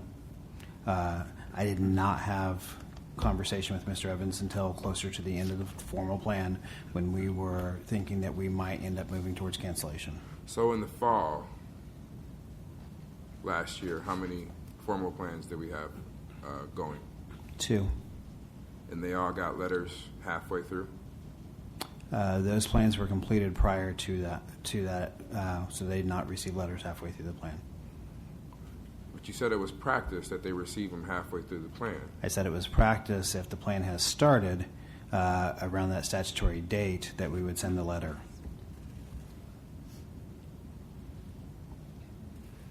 So it's not a practice to send it halfway through. It's only a practice to do it in the spring if the plan started mid-February. It is practice to do it if the plan is in effect at the time we're sending letters due to that statutory date. Why? Because statutorily we have to notify a staff member by a certain date if we're going to cancel their contract. And that's a potential with a plan, so we go ahead and notify them. We let them know that we would withdraw that should they successfully complete their plan. So if we don't notify somebody April 15th, we have to have them all year for the rest of the whole year? We can't fire them? There are processes by which we could end their contract otherwise, yes. And it's the formal process, right? Yes. So regardless of the statute of April 15th, you could have completed the formal process and recommended termination in May and still have been within the law. Our practice has been to do it this way. I understand what the practice is, but that's not the question. Now, see, you talk about in this particular case that we've directed and we've directed and we've directed, and all I'm doing is asking yes or no questions, basic questions, and you're not answering them. It's not a trick. It's simply you could have followed the entire formal process and still ended up with a recommendation for termination regardless of the law, of the notification law, correct? I would have to defer and check with legal counsel. You don't know that as the head of our HR? I would have to review that with legal counsel before I would say that was correct or not. I'll wait for that. I want that answer on the record. Ms. Megan and Neelis Brush, have you? I have found the statute, and if I might read it, it's 79-831. It states any probationary or permanent certificated employee whose contract of employment may be amended, terminated, or not renewed for the next school year shall be notified in writing on or before April 15th of each year of such possible action on the contract. So, Ms. Neely Sprash, do you read that as to say, after the notification date, we cannot terminate an employee through the formal process in October? So, Mr. Wayne, there are different forms of canceling a contract, terminating a contract. So just from the cancellation portion, no, you cannot, after April 15th, cancel a contract. But from a termination standpoint, you can, correct? It says may not be terminated or not renewed, or and I believe it's cancel a contract. So you can't. You have to notify that before April 15th of each year. So are you telling me, it's your legal opinion in this matter, that we cannot terminate an employee in the fall? We have to wait all the way to the following year, no matter what that employee does? That is a certified employee, let me clarify. Is that what we're saying? I think contractually, we cannot terminate that employee. I think that through a process of settlement, certainly you could terminate an employer earlier than that. But from a contract cancellation, no. And If they are contesting the process.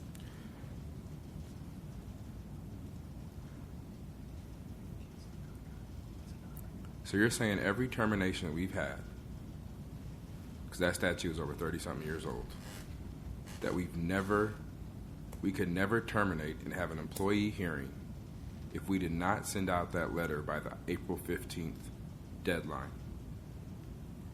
Correct.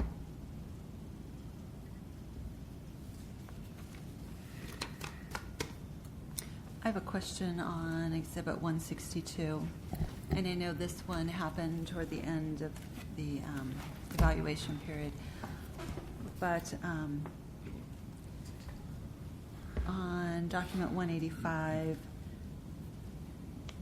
at the very bottom, it discusses Ms. Souter squeezing a student's hand, and I believe Ms. Souter squeezing a student's hand, and then I believe there was also testimony that she put her hands on someone's upper arm and pulled them down. I guess I have a question about, it seems as though if we had a teacher that was laying hands on a student, that would be enough to have a pretty significant conversation. Tell me what happens when teachers lay hands on students. Is that typically something, what do we do with those? If a teacher inappropriately puts hands on students in anger or in aggression, it would be the phrases I would use, that is investigated by building and or HR and then addressed as appropriate. I would agree that hands on students is inappropriate, especially if it's ever in aggression or in, I hate to use the word violence, but I think aggression is probably the word I would use the most. In an aggressive manner, that is inappropriate.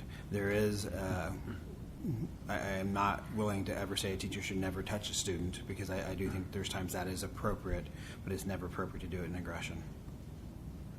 Thank you. Are there any other questions from board members? Mr. Wayne. I just asked counsel that according to Exhibit 87, there's clearly conflicting opinion that even our own counsel, Barrett Holm, has provided as footnotes. Which document are you looking at? 187.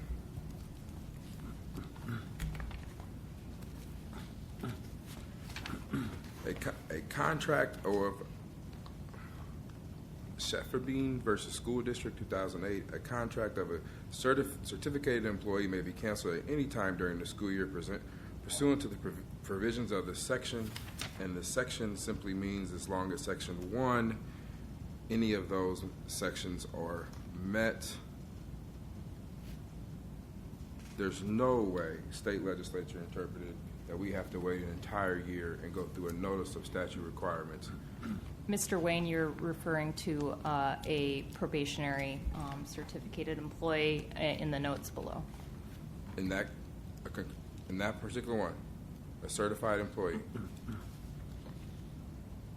Mr. Wayne, there are different statutes for probationary employees.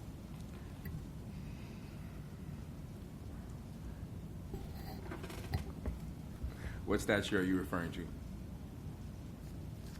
What statute are you referring to? For example, Mr. Wayne, probationary certificated employee, there are different standards for informal hearing, 79-834, 79-835. Let's see, probationary 79-828.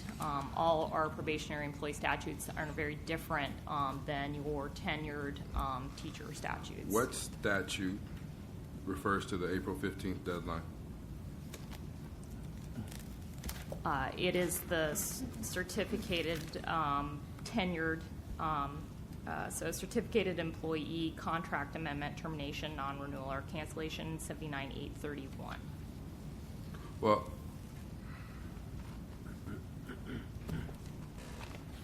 we have OEA in the crowd, so in the public. So if this is how we interpret it, then we hopefully don't send any termination letters out in the fall. Thank you. Mrs. Gutev-Fox, do you have any additional questions for the I do, witness? real briefly. If you want to look at Exhibit 191, do we typically receive maybe a dozen of these each year? Oh, sorry. Do you typically see about a dozen of these maybe per year? Yes, we see several of these a year. Okay, so would this in particular trigger any kind of special conversation with the superintendent?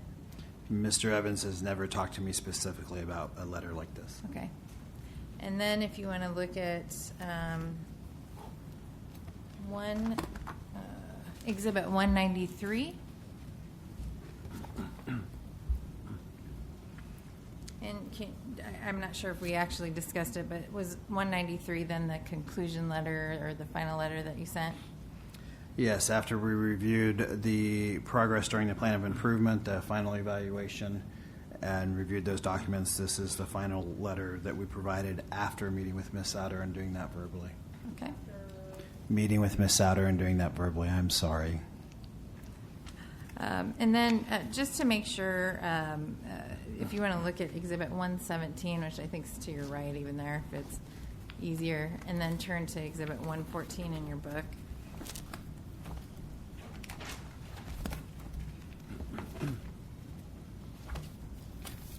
So at the first paragraph of it, what is 117? 117 is the informal intervention plan. And what's the first paragraph? Could you read that into the record?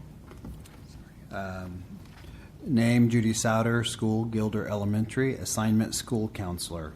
You are being placed on an informal intervention because of unsatisfactory performance as specified in the deficiencies identified below. This program is designed to help you correct these deficiencies. If the program is not successfully completed, you may be placed on a formal intervention plan.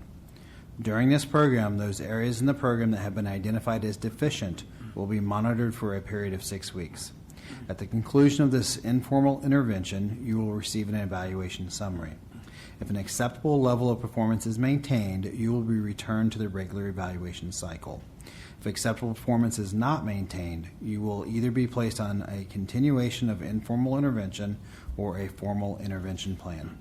And then in the first bolded section, square below that, or rectangle, description of deficiencies. So those would have been the areas that are identified that you notify them that they're going to be evaluated in.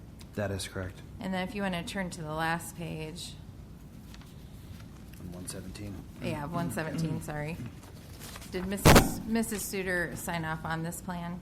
Yes, ma'am. Okay, and so then I just want to make sure I understand. So then if you set 117 side by side by 114, it appears to me that competency 1, professionalism, A, B, C, and D were all to be addressed. And if you look to 114, looks like there's those 4 areas are addressed. Is that correct? If you want to look at the first page of 114. So, That does appear to be correct, Jess. and then in comments below, are there comments for 1A, 1B, 1C, 1D on page 1 and 2 of Exhibit 114? Yes. Okay. And then the same, I won't bore the board with this, but same with competence. The same with competencies 2, 3, and 4. The letter sections that you identified to her were going to be evaluated. Were those addressed in Exhibit 114? Yes. And specific comments as well were provided? Yes. Okay. Is it considered to be proficient at OPS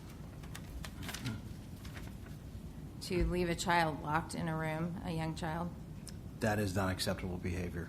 Okay. Is it considered proficient for a counselor to say to a parent that ask if your child was deprived of oxygen? No, that is not acceptable. Is it proficient to have a teacher or counselor lay hands on children? Never. Is it proficient to allow children to hit and kick each other without intervening? Never. And would it be proficient to talk about another child that he was acting like he was having sex with a doll in front of other children? Never. Okay. And do you continue in your recommendation that Ms. Souter's contract be terminated? Yes, that is my recommendation. Nothing further? Mr. Wade, do you have any I additional have questions? just a couple questions, I promise. So my understanding is that your testimony is now that the informal intervention plan it's not complete, but it's the same as the formal intervention plan when it takes into consideration the areas of deficiency. But neither one is complete as a complete evaluation. Isn't that correct? I guess I would disagree on the term complete. They are complete in the areas they do. They do not gather evidence in all areas on the evaluation. But we've gone through this before, and you said before that it covered all areas. At some point in time, it covered all areas, and then basically the areas of concern are then identified, and you go forward only on those. So neither the informal intervention plan nor the formal intervention plan is complete evaluation of Ms. Souter, is it? Neither evaluation covered every area in the evaluation. Okay, thank you. No further questions.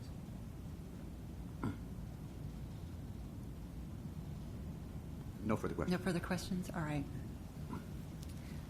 Does council have any additional witnesses? I was just asked to clarify, the intervention appraisals, that's a different process than the annual or triannual or whatever appraisals.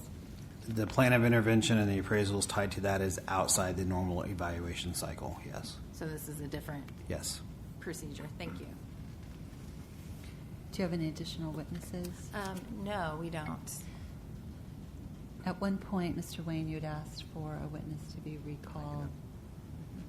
Do you want that witness recalled now before we move on to the teachers? Okay.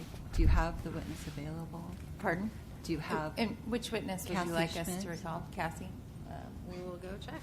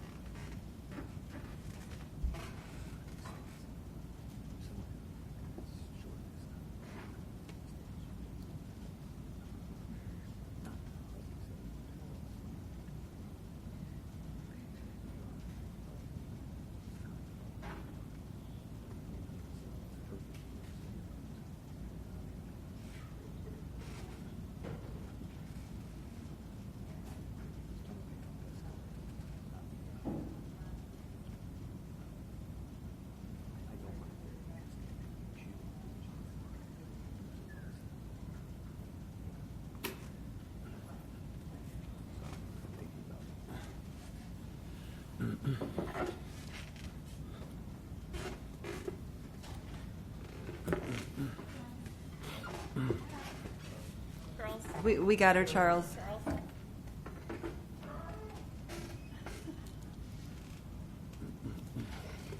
Okay, Ms. Schmidt needed to leave for a few minutes, so we're going to go ahead and, For a point of record, just tell her don't come back. I don't have any questions. I can look through the documents and answer my own questions. oh, okay. And I didn't ask that I I'm didn't ask sorry. that, she not be released, so, it's his request.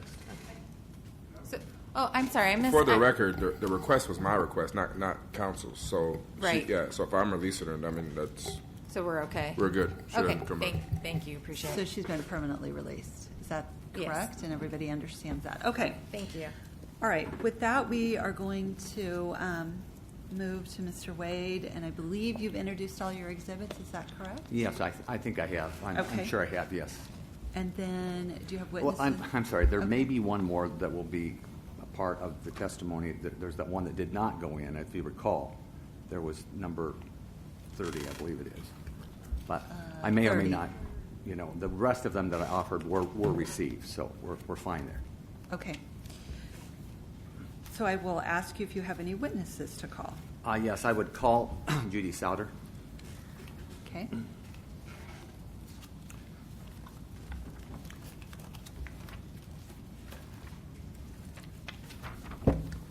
I'm going to expedite this and make this very brief, so.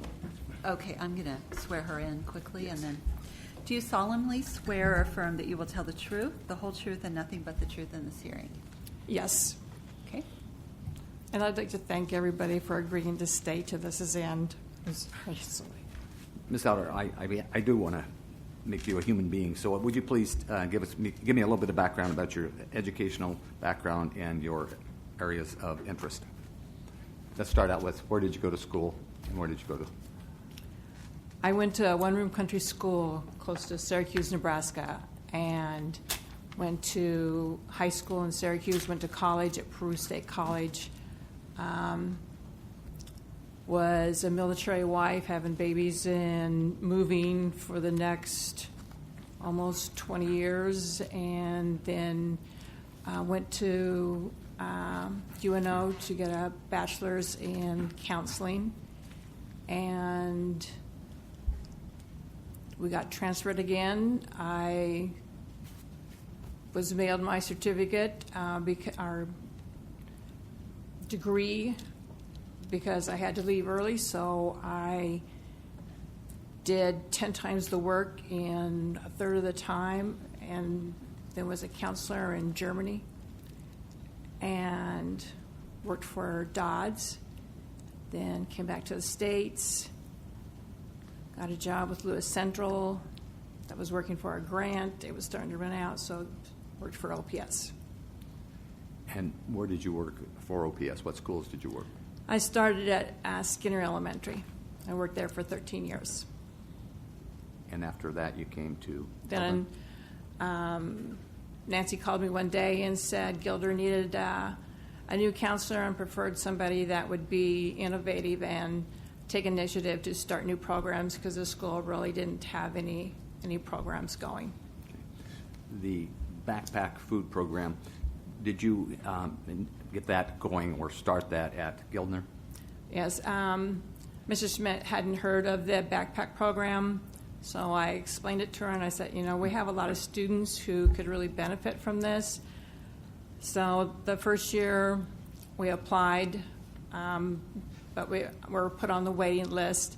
And the next year they knew me because I had been the Skinner had been in the program, so they knew me, and they worked to put Gilder on the list. And so then I started the program from ground up at Gilder.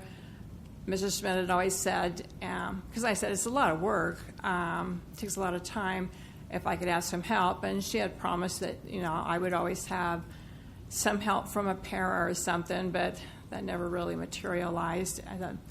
So I did it on my own. I wanted the kids to get the food, and it meant a lot to them. Now, you've heard this testimony about you referring to these backpack recipients as the food kids.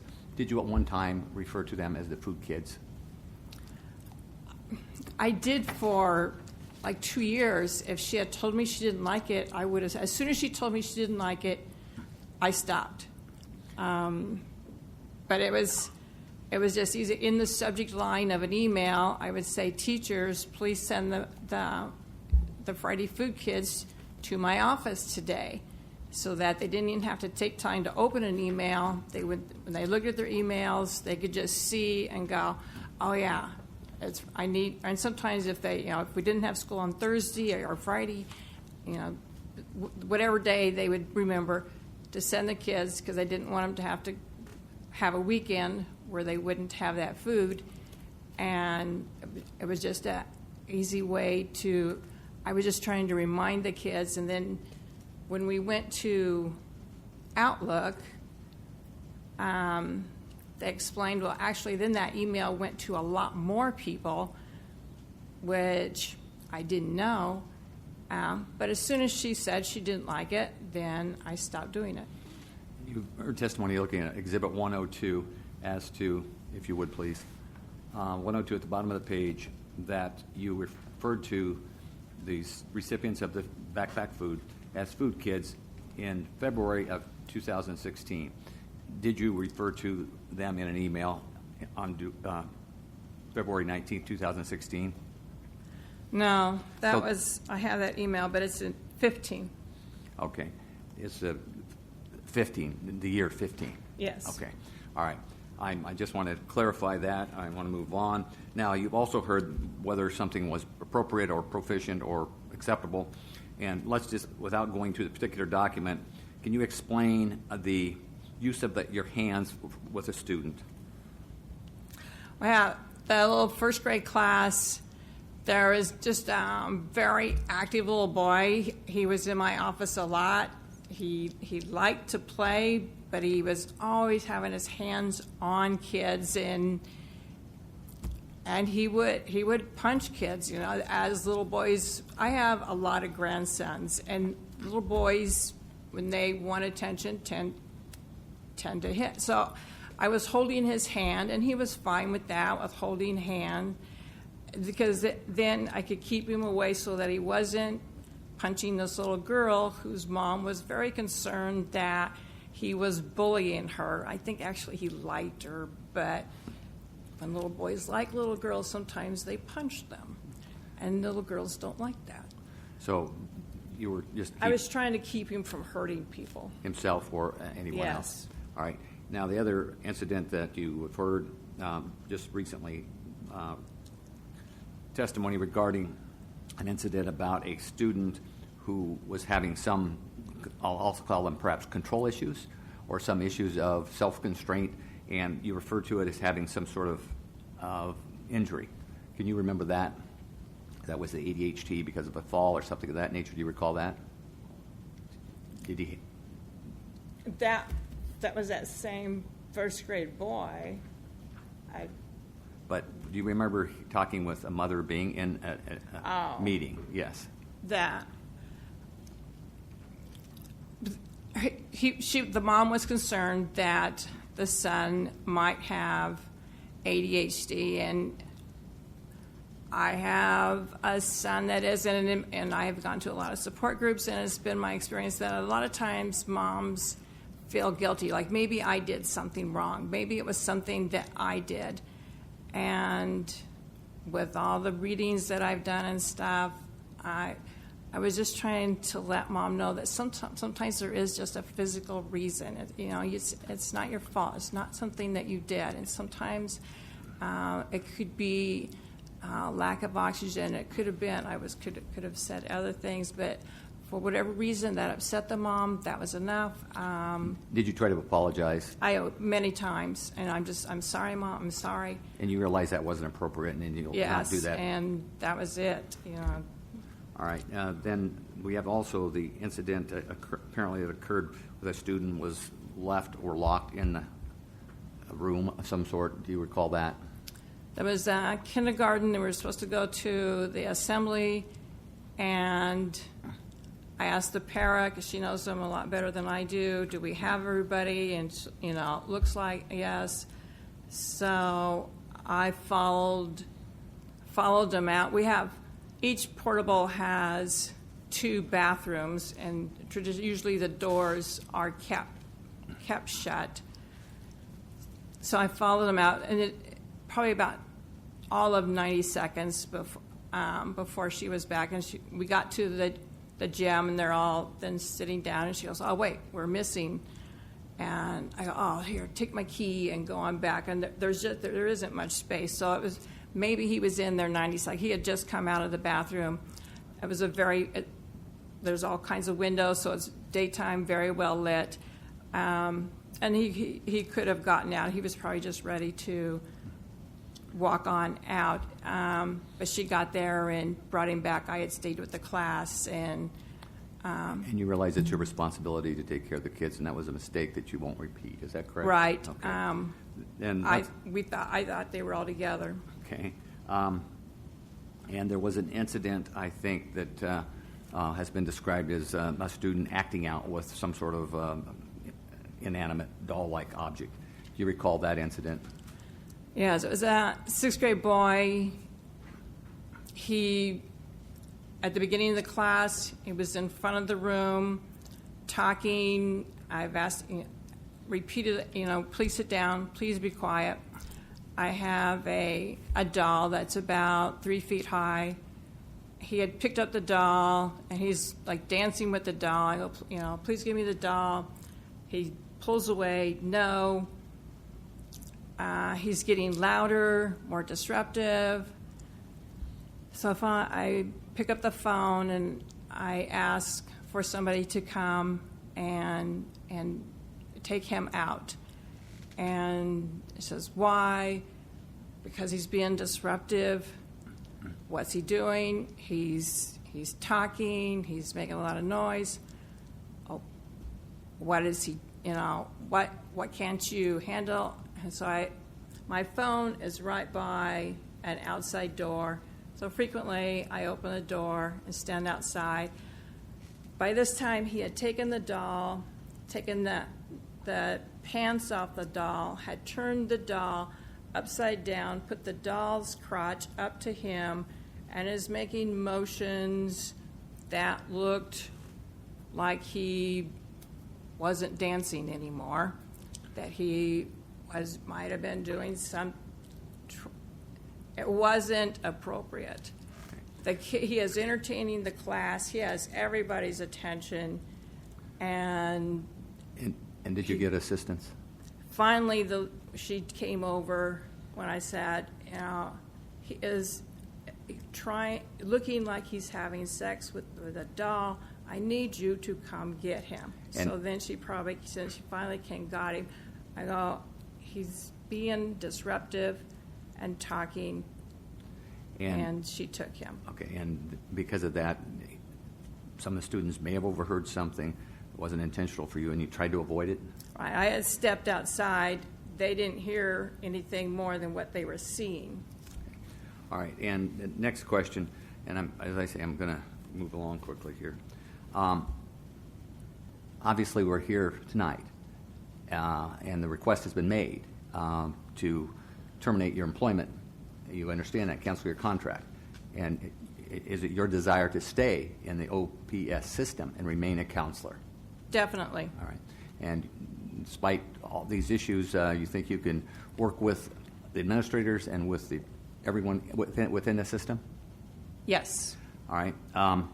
Now, if the plan of improvement, and this is something that you as a teacher and you were subject to and the subject of the plan of improvement, whether it be an informal intervention plan or a formal intervention plan, do you think additional time would have helped you complete those requirements? With help, I didn't feel like I was getting any help. Okay. And we have documents, or there may be documents as you've prepared, they'll set out some of those concerns you have. Is that correct? You mean exhibits that you have prepared concerned about getting appropriate help. Is that correct? Yes. All right. I have no further questions of Ms. Souter. Ms. Gutierrez. Ms. Souter, just to follow up, you just stated you didn't feel you were getting any help. Were you given an informal plan of intervention? I was giving papers, the documents. Okay. And then were you also placed on a formal plan of intervention? Yes. And you met with your OEA rep and HR and Dr. Bond to give input on the formal plan, correct? Was I able to give input? Yes. No. You weren't. Was I Marlene? never gave any input. Okay. Was your representative able to give input? She did give input about the goals. Okay. Did you express any dissatisfaction with the plan during the meeting? It was only my OE rep that said that the goals were very difficult. I said it would be very hard to measure professional ethics. How is it going to be measured and by who? And I was just told, well, it would be, but I have felt it all along that the goals were not very measurable. Were you provided weekly meetings with Dr. Bond and or Cassie Schmidt and your OEA rep during the formal process? We met, yes. Okay. And did you discuss the weekly plan? A lot of times Cassie missed several meetings. Okay. And did you discuss the plan timeline each week with your group? The timeline, no. If you want to turn to exhibit. The assignments, yes, somewhat. The assignments, okay.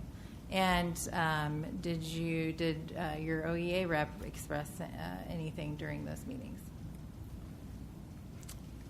Sometimes she talked to them more. I would leave and she would talk to them more. Okay.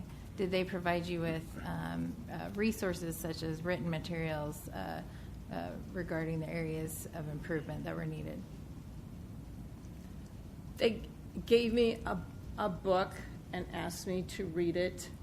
Not necessarily that it coincided with the areas that they felt they wanted me to improve on. Okay. Did Dr. Bond take you to observe another school counselor for modeling? Yes, and she taught pretty much the way she taught whole group, which was pretty much the way I do. Okay. And did Ms. Schmidt give you feedback? Looked like there was some in the file regarding your lessons plans each week during the program. Sorry, it's late. During the program. She was giving more feedback on my differentiation plans. First, the formal plan just asked just to do lesson plans. Then she changed it to lesson plans with differentiation. Then she changed it to lesson plans with differentiation and notes on how I would change it. So she was giving feedback on the differentiation, but mostly on what wouldn't work. Okay. And were you provided, it looks like there were other materials and lesson plans that you were provided for each week of the formal plan as well, correct? Was I provided with lesson plans? The lesson plans are the curriculum, are the counselor curriculum. Right, and those are given to you? It was a brand-new curriculum given to us at the beginning of the year. That was just one of the new things that I had to study this year. Okay. You said you were concerned about their ability to measure professional ethics during the intervention processes. But if I turn you to Exhibit 133, if you would, in the book.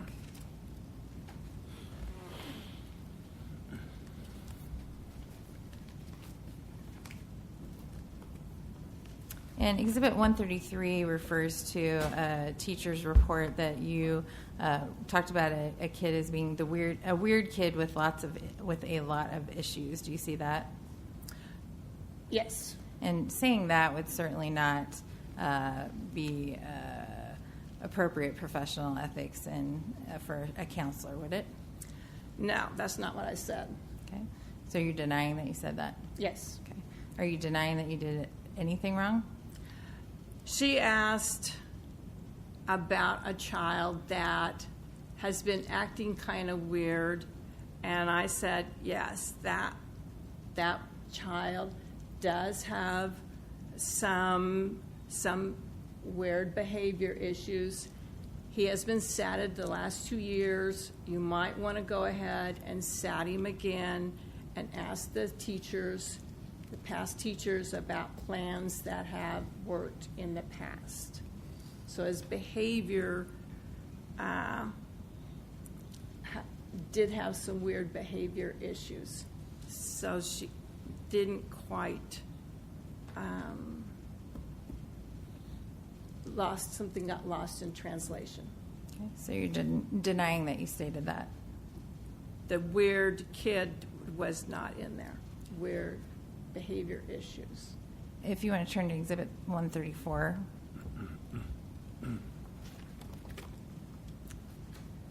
And the school support liaison said that she heard you say he was acting like he was having sex with the doll in front of other students. Is that true? This is what I was saying. I called and I asked 3 times for them to come get the student, and she kept saying, why? And finally I went outside and said, I don't know, what would you call it if they had the doll upside down, holding the doll's crotch up to your crotch, what would you call it? But did you say that in front of other children is what it is reported here? I stepped outside. And so you're denying that you said that in front of other children? I was outside, not in front of the class. He was in front of the class. Okay. Do you know whether or not the other students could have heard it? As much as they were laughing, I don't know how much, I doubt they heard much. But They were being entertained. But that behavior would not be professionally ethical either, would it? It would have been helpful if somebody would have come the first 3 times when I asked for help. Okay. If you want to turn to Exhibit 135. In Exhibit 135, Abby Velchik is transcribing what a 5th grade student said. This was also during your formal evaluation, after your formal evaluation time period, and said, when I ate lunch with her, that you told him or her to shut up. Do you recall doing that? I do not. That is not something I say to students. I'm not sure that I have an idea. There's a couple boys in 5th grade who might have said that. Their attitude. I don't say that to students. Is it possible you did? Not likely. Okay. So you're denying that occurred as well? I'm 99% sure I did not say that. Okay. As you sat here today, you heard Principal Larson describe her observation of your classroom. Do you recall that? Yes. And did you agree with her description of what was occurring in your class that day? And she had the first graders that it was supposed to have been a lesson. They really have wanted me to stay on track with the lesson. The lesson plans called for every student to have a computer. I only had 1 computer. So I was going to try to still do the lesson by calling up small groups. I could see that wasn't going to work. So I decided to change the entire lesson plan. I called everybody up to the reading group, our reading rug, handed out vocational books, and started another lesson. my every move and every word was not being watched. What I probably would have liked to have done was take them outside for a break and then come back in and then do a short lesson, but I felt I had to do a complete lesson, and so, no, it did not go well. The computer lesson was a wash. It was the first time I had done that lesson. I wasn't going to do it. You can't do a lesson with one computer. I found out for sure. And so I had to do some major modifications. And so you agree with her description of what was occurring in your class that day?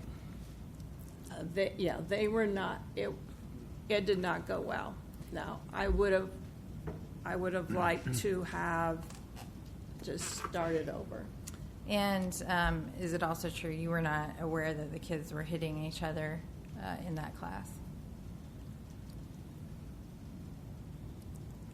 That class would have, if anybody had been hurt, they would have told me.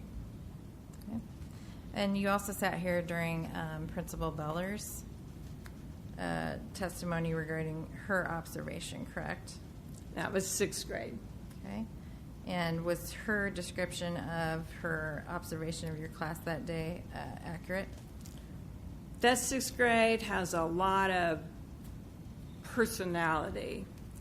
And then we were doing locker locks, which is just so exciting for 6th grade because they're going into middle school. And so I had everybody stand up, and they just they're not paying attention, the left and right. And so I go, okay, everybody turn 3 times to the left, now turn to the right.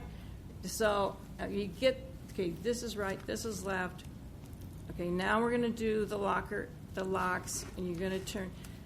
Then we had to go around to each group specifically and show them because they want to stop at 15 when they're supposed to go to 20, but they're stopping. Just look at the number again. Nope, 20. I go, you can't do that. You can't stop and then start again because the lock thinks you stop. So the objective was everybody opens the lock. That was accomplished.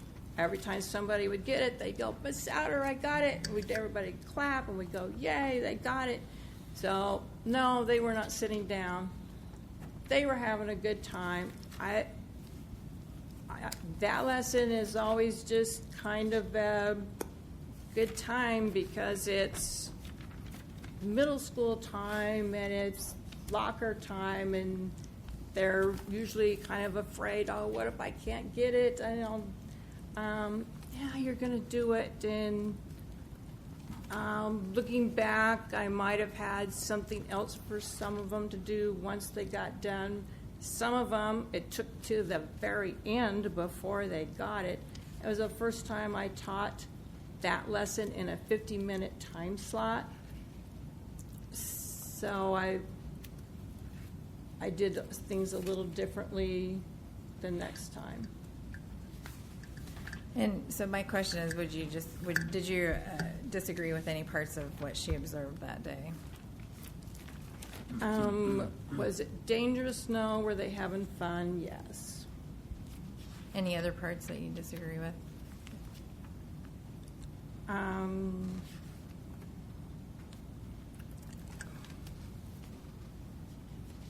don't recall what's a concern. I don't recall all the things that were said. Would you agree that you should not be suspending children, that you do not have authority to do that? That we were in a SAT. The little boy was having trouble hitting people. The guardian had said, well, the next time he hits somebody, he needs to be sent home so he learns not to do that again. So Mrs. Schmidt said, okay, next time if the teacher calls you and he's hit somebody, call the guardian and say that he is going to have to stay home. So I asked about 2 or 3 times to clarify. So you're saying I can call the guardian and say that he is to go home. So, yes. So it was a couple days later, and the teacher called me, said she had called the assistant principal. He wasn't able to get a hold of the guardian. The little boy had hit somebody. So I tried the guardian. I said, he hit somebody. So she goes, okay, so he's supposed to stay home tomorrow. I said, well, that's what we agreed in the SAP meeting. So, yes. And we said, okay, then the secretary called and said, well, why isn't he in school? And the guardian said, well, I guess he's suspended. So that's how the word suspended got started. And that just brings me back to my original question. You do not have authority to suspend students. No, and when I talked to Mr. Caldwell, they said they didn't want me to do that again. I said, okay, I won't do that again, but I had understood that it was okay in that situation. And I was not suspending. I was just telling the guardian that he was not to go to school the next day. Do you recall telling a mother that you were not going to watch her kids when she was a little bit late picking them up? We talked about that today. That I was not going to watch them? No, I didn't say that. Did you say that the school isn't going to watch your kids and she needs to be on time? I have thought about that. I do not remember. I honestly don't recall saying that. Because I know that mom, and I don't recall saying that. Is it possible that you did? There's a chance, but I would try really hard to keep things even keel with that mom. I mean, unless it was like 5 o'clock, but it was early. And then also, you were involved in a situation in which a student expressed a suicidal ideation to you, and you did not communicate this to the administration or parents, did you? The girl. The question is just, did you?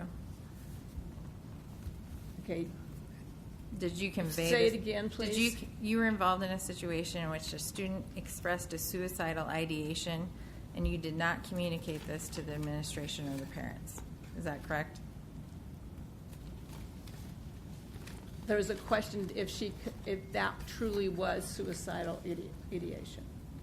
Are you a trained psychologist or psychiatrist? I gave the letter to her counselor. It was a poem. It was a Gothic poem. But you did not express that to the administration or her parents, did you? Not at the time. Her counselor was going to have a family session and said she would take care of it. But suicide can be urgent, and so my question is, did you immediately communicate that to the administration or the parents? I didn't feel the Gothic poem was an urgent situation. I don't have anything else at this time. Mr. Wade, do you have any I have follow-up nothing questions? else. No, I have nothing further. Okay. So at this time, questions from the Board of Education. Mr. Snow. Thank you. Ms. Sauter, during your informal and formal interventions, did you get or receive any feedback, written feedback from your evaluators or administrators? Not really. Just they didn't like what they didn't like.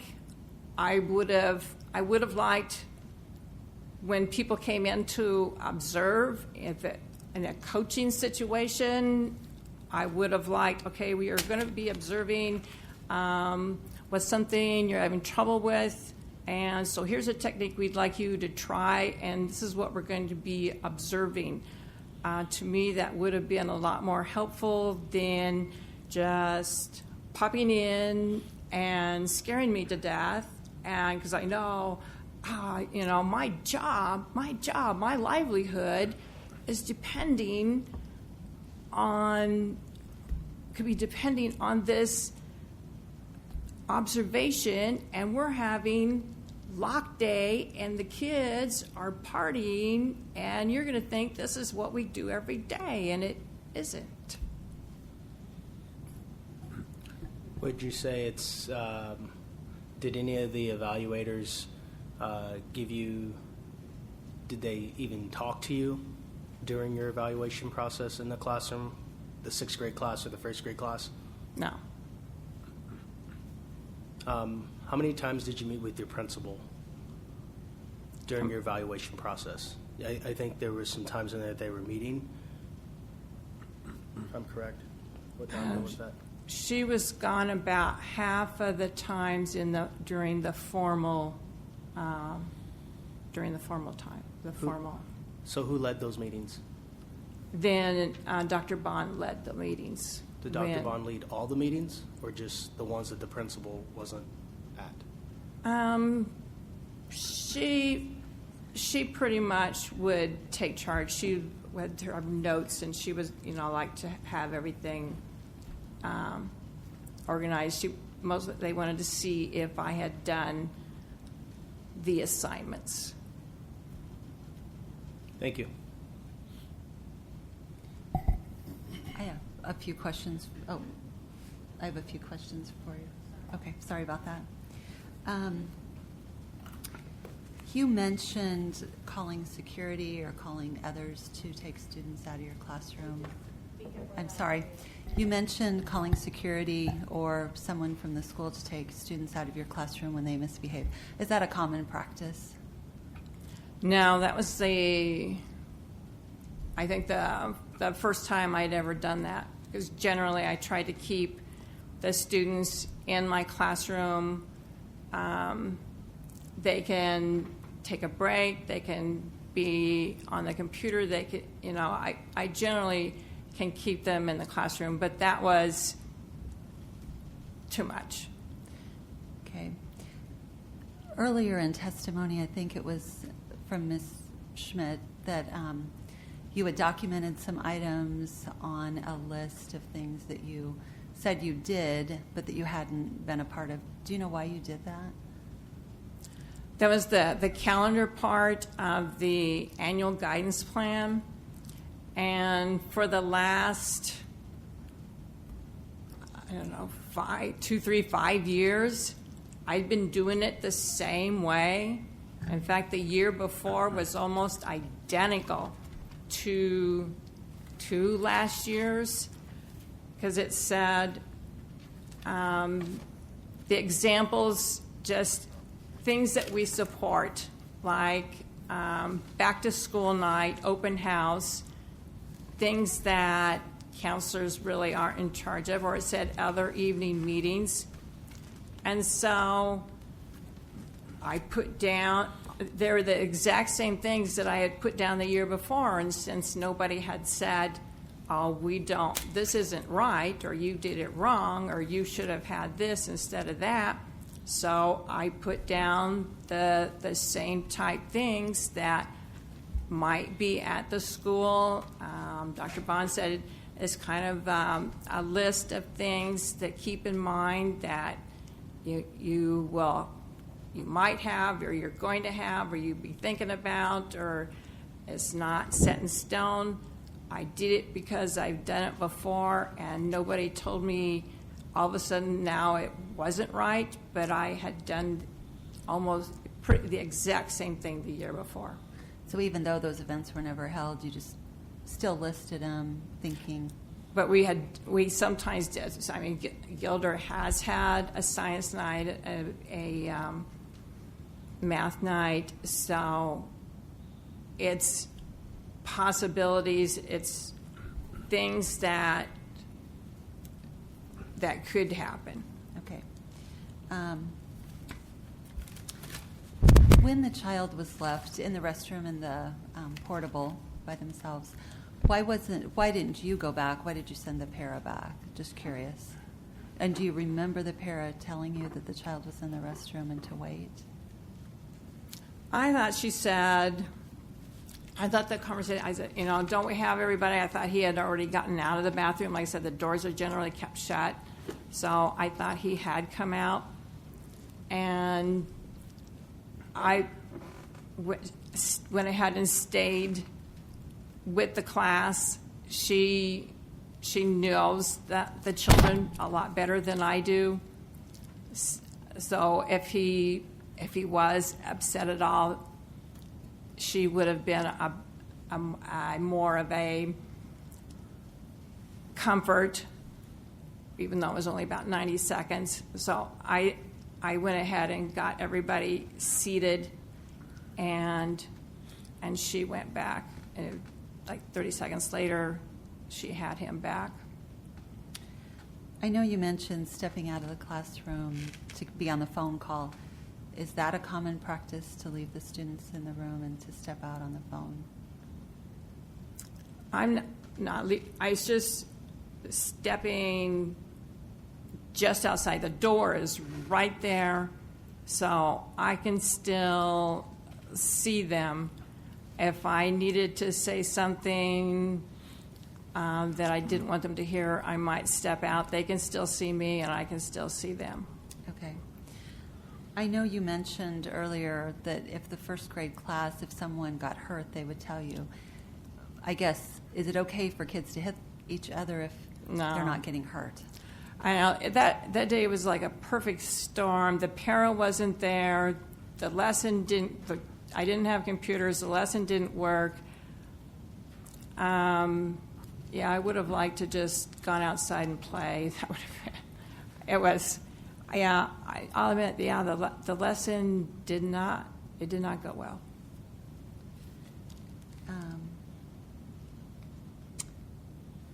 There were a number of situations that you referred to council as just not recalling that were documented. Is that something that happens where one person says something? It seemed like there were just quite a few of those. Can you explain that to us? Why there would have been a number of instances where individuals would have said, this happened, and you don't recall that it happened that way? Possibly because it was told to somebody and somebody else wrote it, and because of different, not the original person saying it and writing it, but somebody else writing it after somebody else said it. Okay. I don't have any further questions right now. Does anyone else have questions? Ms. Merica.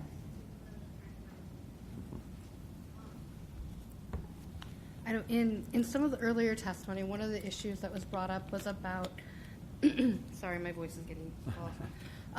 One of the issues that was brought up was identifying students that might need additional services. And something that just popped in my mind that I hadn't seen documented in the exhibits that actually either council presented was related to the situation with the sixth grader. And so I was wondering, as a counselor, is that type of simulated activity something that would be considered developmentally appropriate for a sixth grader to be displaying that type of behavior? Developmentally appropriate.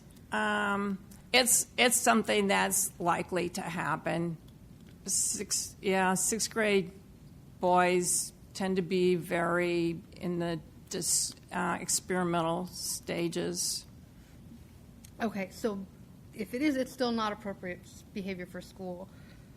Were there any steps taken to meet with that student after that situation to talk about his behavior, why it wasn't appropriate for school, with either you, the classroom teacher, or anyone within the building following up on why that behavior occurred and talking through that behavior with the student?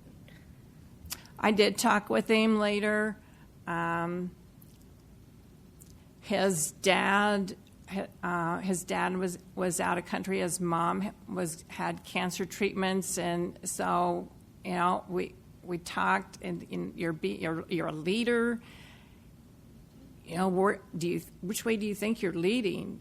And probably not a good way. Well, you're a smart kid. You're a leader. What do you think? How do you think we can change this around? And then I did ask Mom if they needed like some additional help for holiday help, and she said they were doing okay. So I did check into some things. I think that was my only question.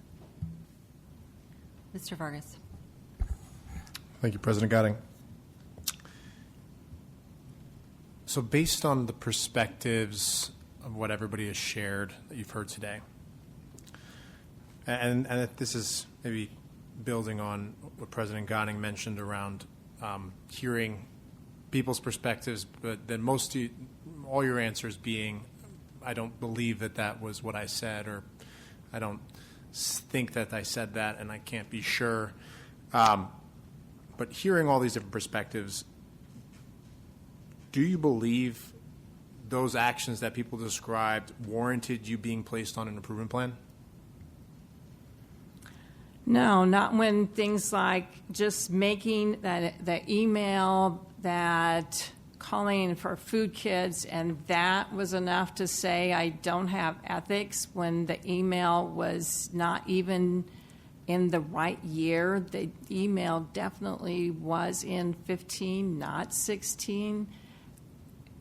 And that was the only example given of not having professional ethics. No, I don't think that was fair. And just to add on, so that's not the only example we're referencing. We're referencing the student being left alone, locked in a room. We're referencing students, being referenced, being called out, the actions they were doing with a doll, many other things. So that's what I'm referencing, not just one individual thing. Do you believe the collective action of those, of what people have shared, that those actions warrant you being placed on an improvement plan? No. Do you believe that you did everything that you can do to meet the expectations of the improvement plan?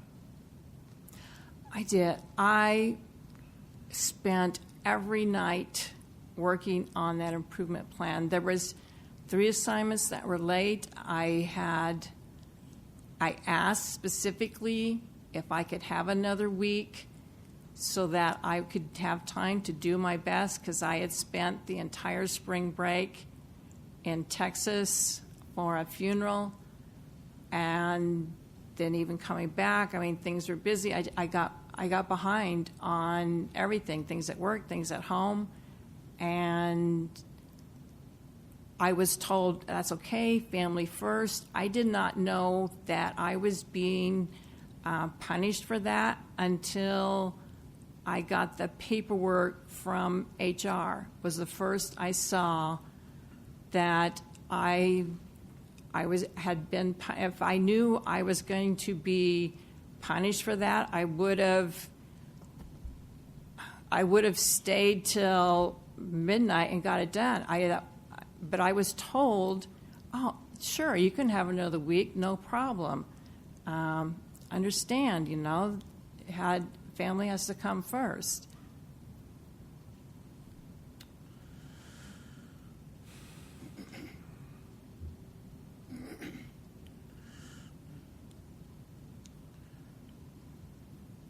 So this is a follow-up to that question.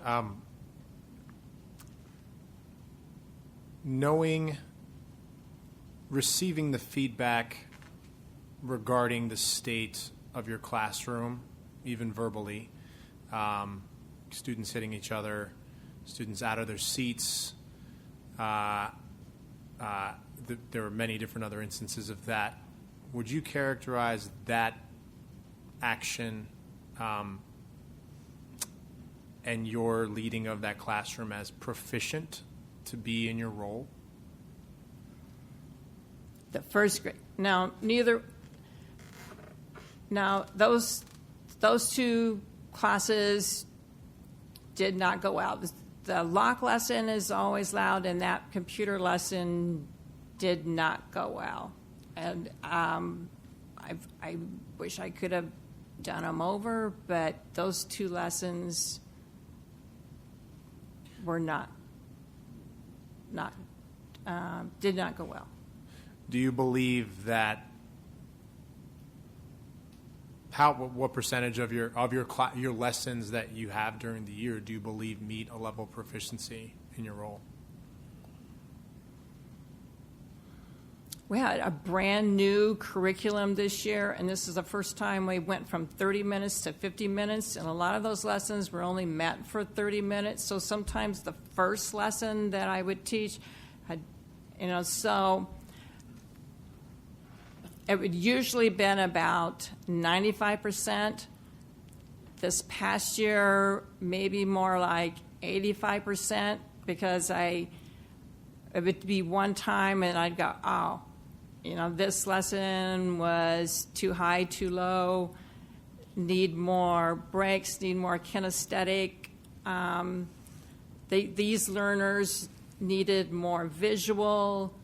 I needed to adjust because it was the first time I was doing all these lessons, so it was a learning experience to know how it was going to be received and the time frame. So to get back to my question, would you care on a normal lesson with the behavior that we saw in those classrooms? Is that similar behavior that we would see on an unobserved day in your classroom? You would not regularly see the behavior that they saw that day. No, you would not regularly see that. That was a very irregular behavior day. Okay. And my last question is, we received obviously a lot of feedback. Part of the main critical point of this plan is in regards to professionalism and ethics, basically your conduct. Do you agree that that is the area, the competency area, that is your largest area of growth? Professionalism? Yes. I believe I behave in a very professional way. Does that answer that? I'm trying to gauge, given that the conversations over a significant amount of weeks have been focused on a specific set of actions and competencies, and there have been rubrics shared around the language and the competencies, to what extent you agree with the evaluation in this competency as your largest area of growth, given the many pieces of information we've received from different people? Yes. Okay. Thank you. So, do you want to go? Yeah, I was going to ask a question. Okay, go ahead. You mentioned longer times and the extended day.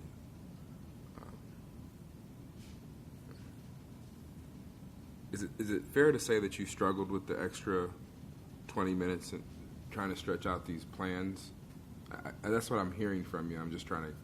Sometimes the primary lessons were not made for 50 minutes, so I would do other things. So I have quite an extensive library, so sometimes I would add a story. We would do an activity and then do something else, but then I would reinforce the lesson with some other media or something. The intermediate lessons, it was easier to take up the 50 minutes.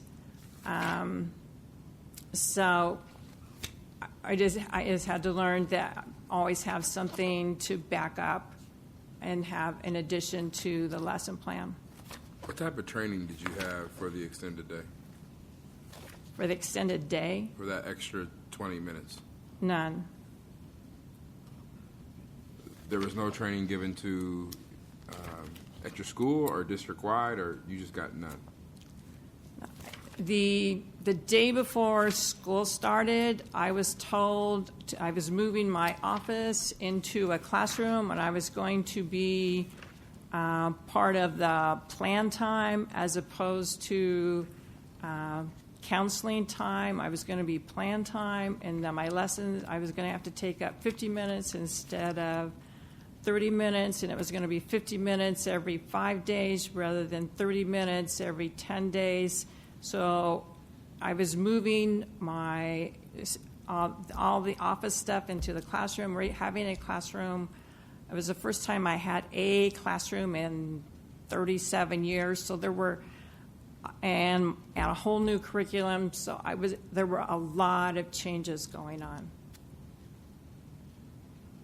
What other kind of training did you have prior to going? I'm talking not throughout your whole career, but prior to the fall of last year.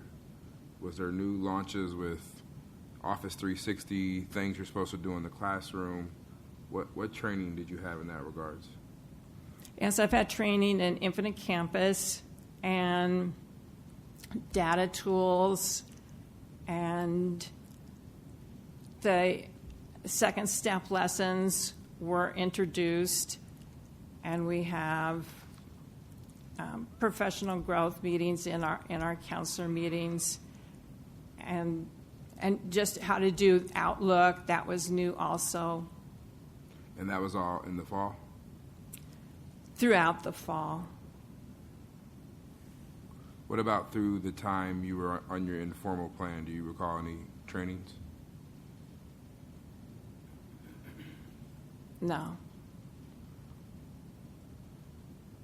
There was something that I could have attended, but I have a grandson living with me, and that was author night at his school, and he was presenting, and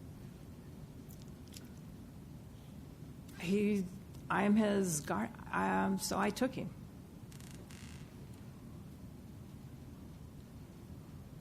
So as you sit here today, and it's kind of a follow-up to Mr. Vargas' question, and it's not a fair question, but you've sat here and listened to me ask a lot of kind of unfair questions. Looking at all the changes that occurred last year and looking at all the feedback we got here today, not just focusing on those two observations, what would you have done different? How would you have handled all of that differently to maybe better provide feedback or put you in a different position that you necessarily wouldn't have this hearing today?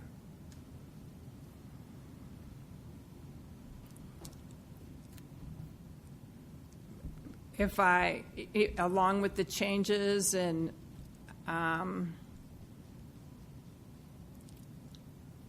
well, to start with, I wish I would have answered Mr. Evans different when he commented on the Gold Award. I just totally brain glitched out and could not think of anything else to say and have regretted it. Just, I think that kind of started it.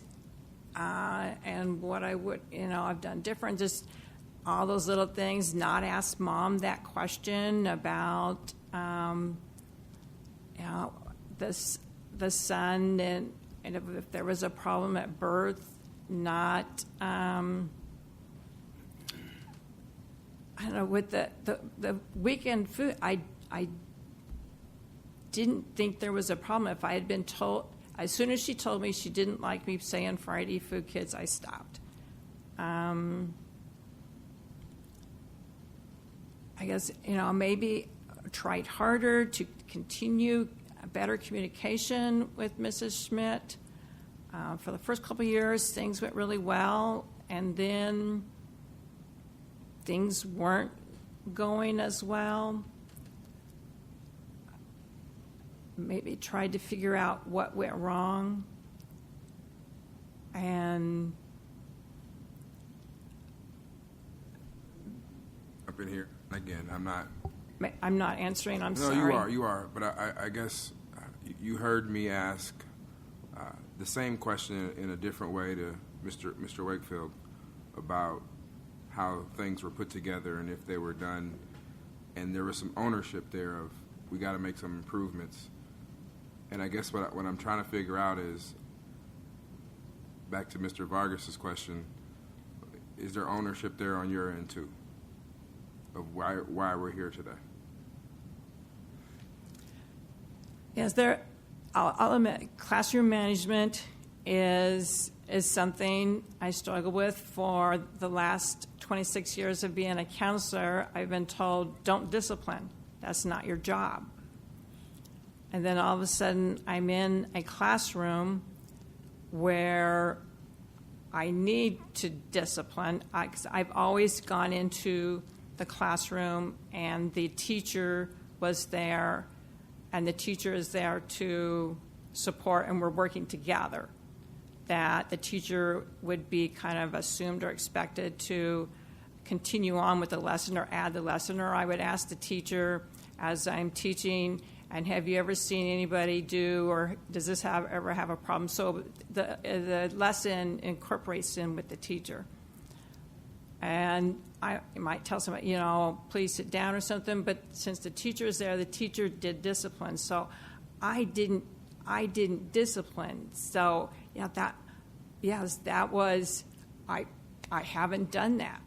So that was a problem. And I asked several times if somebody would model a lesson for me, and so I can see, okay, how would you do it in like sixth grade? Nobody ever did that. But that would, yes, is something I will continue to work on. I just have one last question.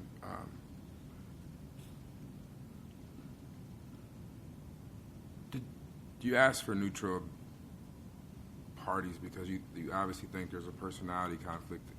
Did you ever ask for a transfer to maybe get a fresh start? Once I was on the plan, I could not ask for a transfer, and you have to be there at least 3 years. And at that time, things were going really well, and I didn't see a reason to ask for a transfers. And then once you're on a plan, you can't ask. Thank you. You stated that you were learning Outlook in the fall of 15. Was that the fall of 15 or was that the fall of 14? Or was it the spring? Because we ended, I guess, 14. I don't know. I think it was. The years isn't time, 15, just but, yeah. Right. So that. But wasn't, there's always adding more things. Sorry, that was me. I apologize. They're always adding more things to do in Outlook too. So we get additional training. And did you know Outlook can do this? Okay. And another program in it or something. You mentioned that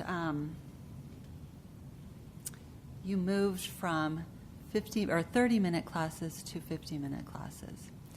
Did the curriculum completely change, or did you just combine what you had before and you received a new curriculum plan, but the lessons were very similar, or was it an all-new curriculum with 50-minute lessons? Completely new curriculum with 30-minute lessons. With 30-minute lessons in a 50-minute time period. Correct. Because most of the time, counselors would only be doing 30-minute lessons. Okay. And then there were, I think stated earlier, they said additional activities that could occur to fill those extra minutes at the end. Is that right? I have a lot of different materials in my office, or I would show a little video on YouTube to go along with the with the lesson. So this year you moved to your own classroom, which was new for you. Yes. Prior to this time, had you always been, which is kind of what I'm familiar with, the counselor goes to the classroom and the teacher's in the classroom? Yes.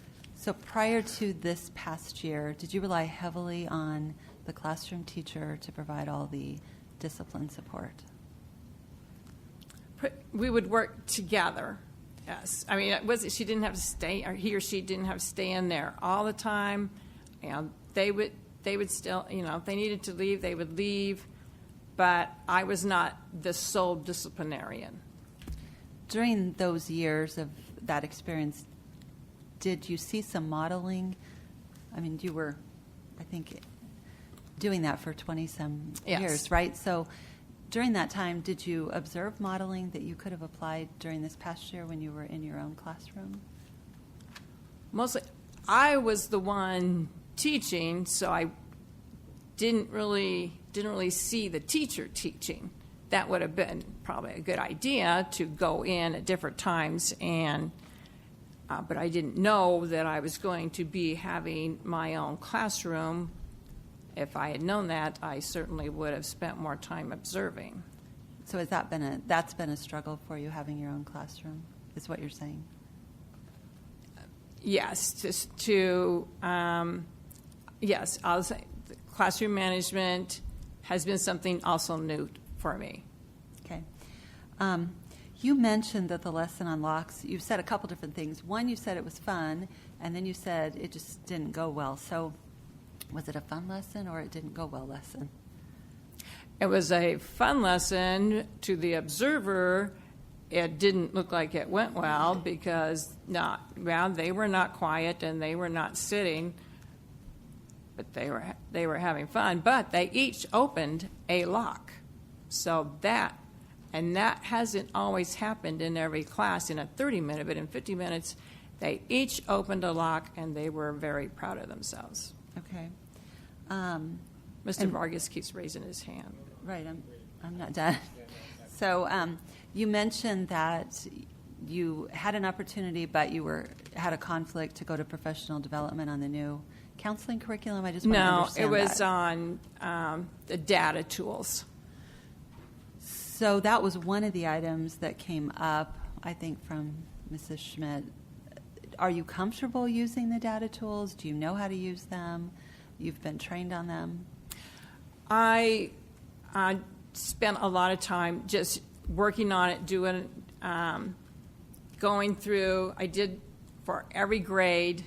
I printed out the data sheet, so that I could compare both ways of the needs of students, and then what Mrs. Schmidt was referring to, I was exploring just the website, the Gilder website, just going through all the things and see what all the different things, the Gilder website, click here, I could find this.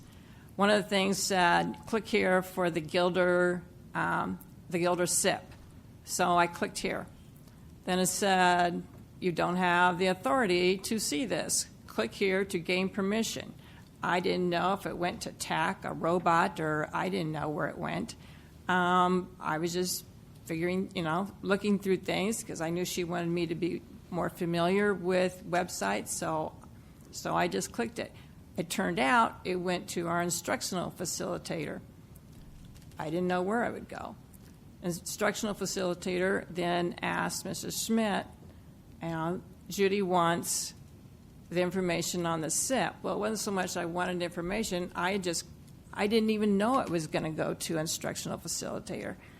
I just clicked there to learn more about the website.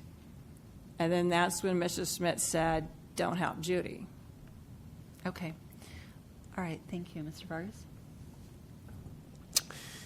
You mentioned I've struggled for classroom management for 25 years, and in Exhibit 177, we also have this documentation that with the sixth grade class, you admitted that that you struggled managing sixth graders, but everyone's struggling with them. Prior to the months prior to your intervention plan, so pre-December, beginning of the year, knowing this has been a recurring, area of growth, and knowing that it's been a struggle for you even with the new year, what actions did you take to proactively begin to improve in this specific area? I'd ask the teachers, okay, what works for you? How do you sit them? So I kept them in the same groups. They're in Kagan style, the groupings 4 and 4. So I had them, when they came to my room, so I had them stay in their same groups. So that would be less of a change. I tried to keep the amount of change as down to a minimum. And then I would ask the teacher, or does it work better? Does whole group work better? Does small group work better? What works better for your class? So I tried to learn as much as I could from the teacher. Also, I started going over to the class and just helping during her rotation time with the small groups, so that get to know the students a little bit better and be able to relate to them a little better, and started seeing them in groups, started having lunch with them, just to gain a little more relationship, to gain a little more cooperation. So different things. It had to be stepping back. It's hard. We're told to build a relationship, but especially the ones that I get really close to, because I've worked with them a lot. But then when they're in class, sometimes it's kind of like the child that doesn't want to share their parent. Sometimes they're the ones that act up the most because they don't want to share their counselor. You probably didn't ask that, so it's. But at first you said I haven't struggled with classroom management for 25 years. I just haven't had to do it. So those are some of the things I've worked on. And I'm only repeating what you had stated earlier. That's not a quote from this. This is something I was just quoting. But I mainly ask, and this kind of this is jumping off of what Mr. Wayne asked and mentioned, is that I think part of the job of an educator is, obviously proactively addressing areas of growth and figuring out ways to do that. And I think what has been echoed through this process on intervention plans, it's about, we get to that point when we can't improve those areas, or we're not seeing improvement in those areas sufficient amount. I was just wanting to understand it from your perspective, given we heard other people's perspectives, what you have done leading up to that to improve in those areas. That's part of the reason I was asking the question. Thank you very much. Okay. Did I answer your question insufficiently? You answered the question. Okay. I have one last question, I think. Exhibit 132, and we'd not looked at that exhibit, but you had mentioned, I think it was a question that Mr. Vargas had regarding professionalism and your view of your professionalism. In the third paragraph of that, the teacher who's writing this says that you shared with her that her third grade partner is bipolar. Do you remember saying that to one of the teachers in your building, that another teacher was bipolar? Yes. And but probably not the best thing to do. That it seemed okay at the time. Just if she ever gets upset with you, that happens. Don't take it personally. Probably not something I would do again. So you didn't know if she was bipolar and you hadn't seen a diagnosis on her? Yeah, I did know. Okay. She's told me, if you ever see me, that you think I have forgot my meds, just, tell me.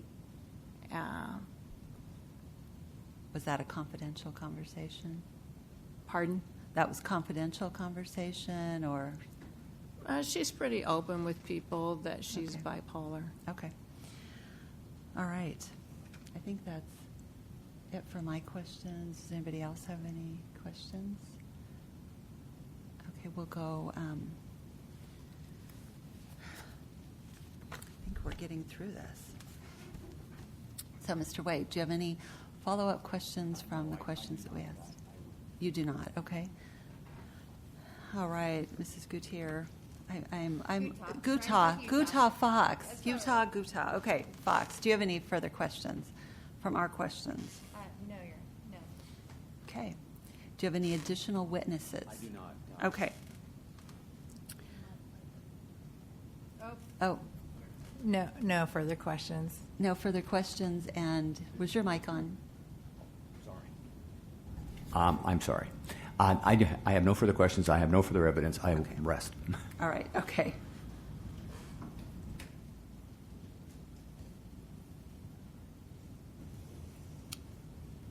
We need to now determine whether the administration has any rebuttal evidence to present, and if so, are you presenting any evidence at this time? Have one moment. Sure.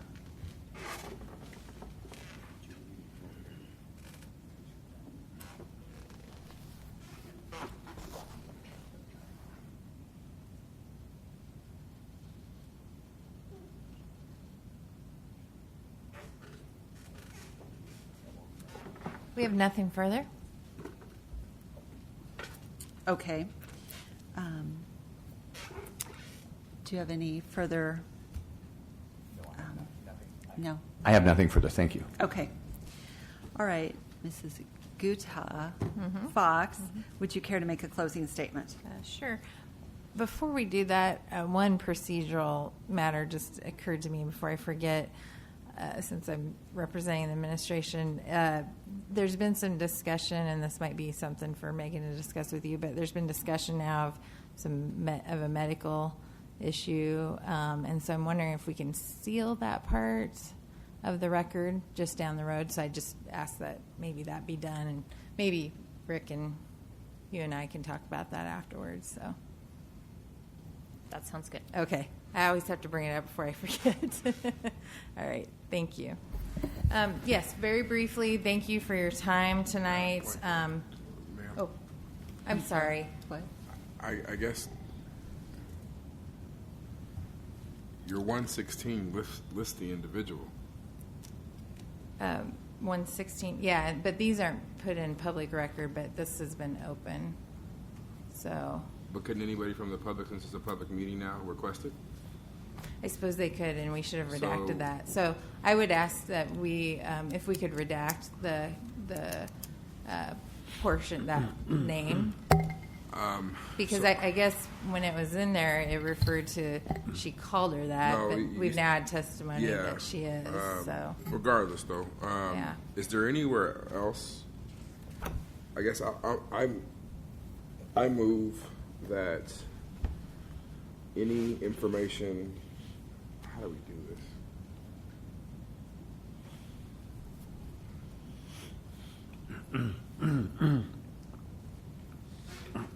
I guess I move that any information relating to names, full names, as it relates to students or individuals, be redacted from the record. Yeah, I think all the student names are redacted. I think, I believe we got all the student names, and so,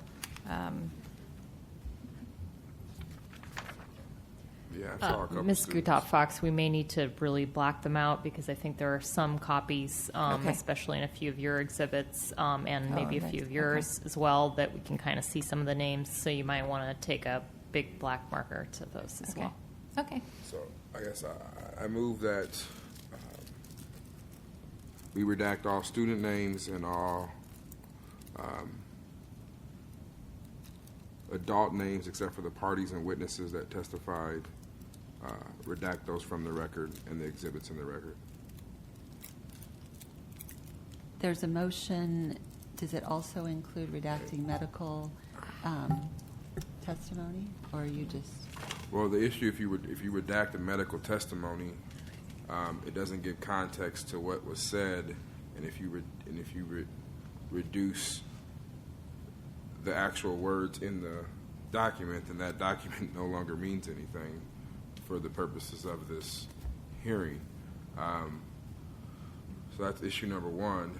Two, my motion is overly broad because if there's emails from other people who did not testify, those names would be redacted, and that could probably cause more problems. I guess we just limit it to this piece of paper. I mean, I withdraw my motion.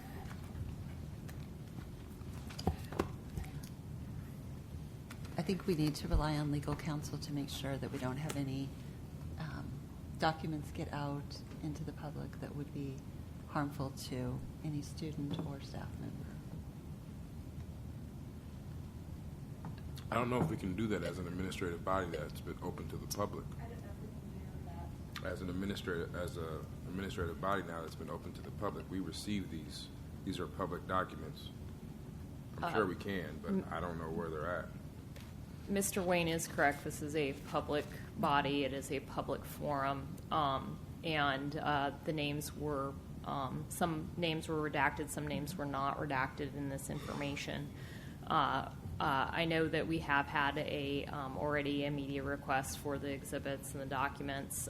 We did instruct the media not to use any student names or student information that was contained that could be viewed in this, but it is a public hearing and a document. The board could certainly make a motion. I don't know if that motion would be upheld if someone like the media wanted to do that in court, but you're certainly welcome to make that motion. And you could determine at that time if you wanted to proceed forward trying to protect that information in this record. FERPA does require that we protect as much student information as we possibly can, and so that piece is obviously different than the personnel information that's contained within the record. The personnel information, since it's an open meeting, is therefore part of the record that is public.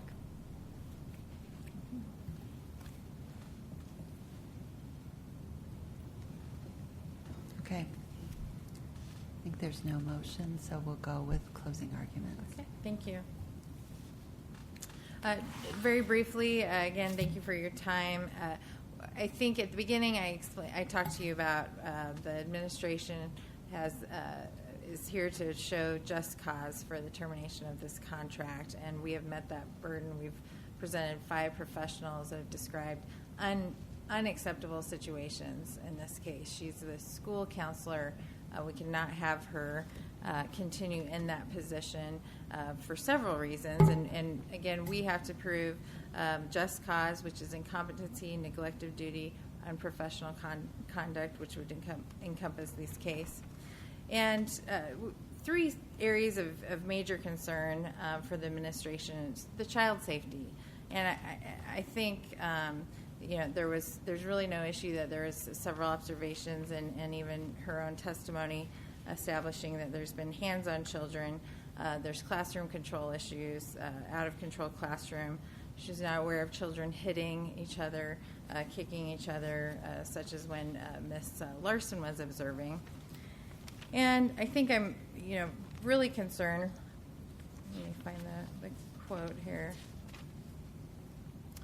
Where I'm very concerned where the response to that issue of were you aware that Miss Larson saw the children hitting each other, the response was, well, if they would have got hurt, they would have told me. And we cannot have that situation going on with our children at OPS. Secondly, just a disrespect for the parents and the children as far as the use of language and references. And we've heard multiple examples.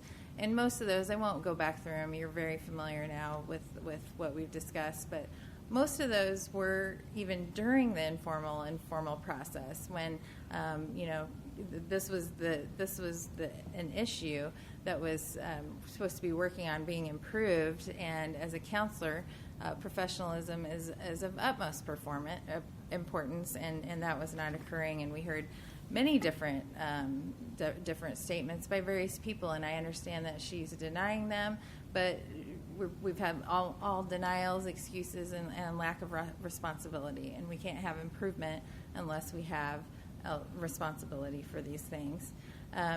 We've had to pull her off the SAT team.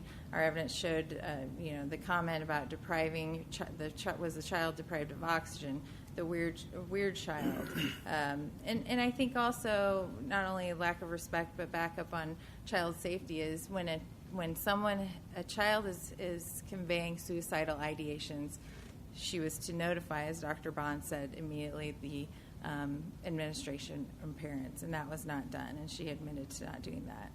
We've heard testimony of others that she was making children cry.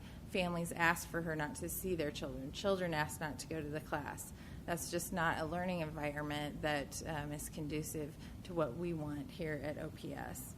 And third, just this chaos. We've heard different testimony of that chaos. Mrs. Beller testified she couldn't even count the kids. She'd never had that happen. Even regardless of 30 or 50 minutes, there was only 10 minutes of instruction in that whole class.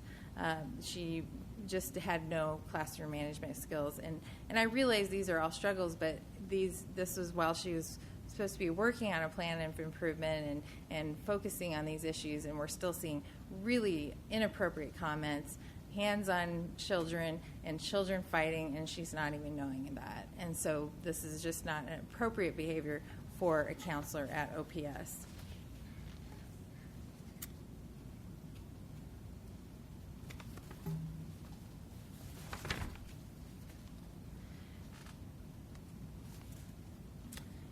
And frankly, it's hard to say how to say it, but I think that the fact that these were occurring even while she was on her formal and informal shows just that she's still behaving in that way during it shows a complete lack of comprehension of how serious these issues are, and that she has to take responsibility for them. They're negatively affecting our children, and if there's not responsibility, there's not going to be improvement. And so even during that plan and during this time period, we see these ongoing behaviors and just behavior that reflects that she's not taking that seriously or trying to make the needed improvements. She did not dispute the observations given by anyone, and as far as Principal Larson and Principal Beller or any of the other observations. And these were late in the year. This we'd had all year now to have classroom control. You have these children, you have established procedures, and that should be under control. And so this has to be taken very seriously. And both of them, I believe, testify that it's the worst they'd ever seen. And so, again, that's not the standard that we have at OPS. During the formal, we had the kindergartner locked in the room. During the formal, hands on children. During the formal, children hitting each other. During the formal in March, a weird kid with lots of issues, saying in front of the kids he's acting like he's having sex. Kid telling a kid to shut up. So again, there's just a lack of awareness and judgment that's unacceptable.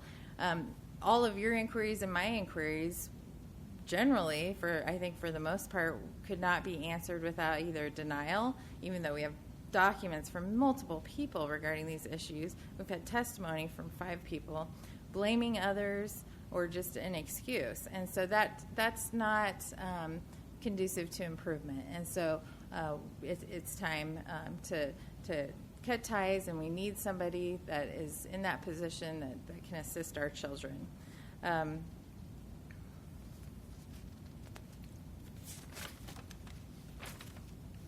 Again, you've heard from 5 of our professionals who all strongly recommend ending this contract at this time. The evidence and the testimony has established just cause for termination, and frankly, the bottom line is our children at OPS deserve much, much better than this. They deserve a safe, nurturing, respectful, and confidential learning environment, and we've tried to assist Ms. Studer in doing that, and she's not been providing that to our children. And so we ask for your help in ensuring that we can get that environment for our children at Giller. Thank you. Mr. Wade, your closing statement. Thank you. I'll be very, very brief. You've heard a lot of testimony tonight. I think one of the things that stand out is Ms. Sauter is very overwhelmed right now with a lot of things, and there's a lot of work that she's trying to do, and she has tried to do to make this plan work and meet the requirements of the plan. When she says she stayed up to 9 or whatever and 10 and midnight if necessary. There's an interest in trying to make the plan work. I think that the whole evaluation process is drastically flawed, and I think if there was something that could be implemented that would make sense and make it possible for her to actually reach those goals and make them measurable so she knows where she is each step of the way, rather than to leave any mystery, I think that would be in everybody's best interest. I think it's clear that there really isn't a lot of documentation provided for the person on a weekly basis. They kind of know, they kind of don't know. There's some visitation with the teacher, in this particular case, Ms. Sauter, but there's still a lot to be done to assist, and that should be done to assist a teacher that is in the process of changing from an environment she was not in before to a new environment. And I think it would be a loss to OPS to lose this person who has been for 18 years a counselor and now is making a transition to a new environment and a new location, in a sense, where she needs some additional help.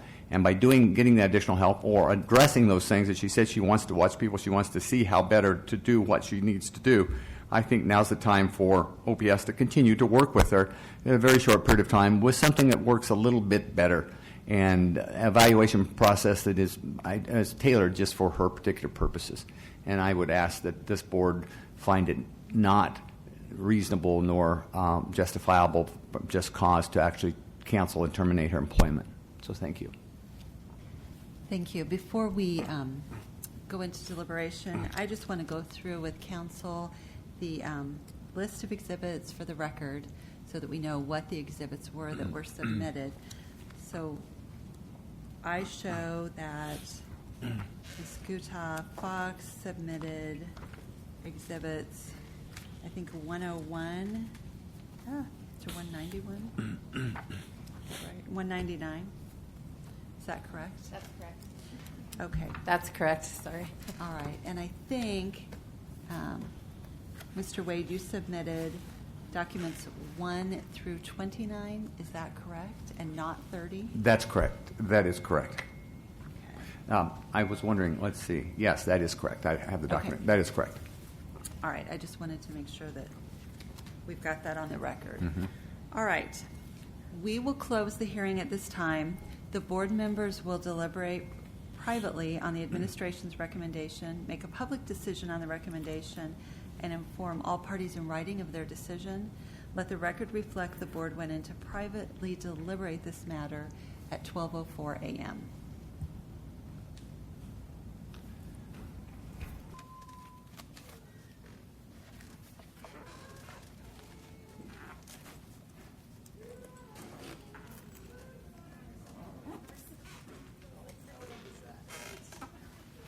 More stuff back here than 4 people.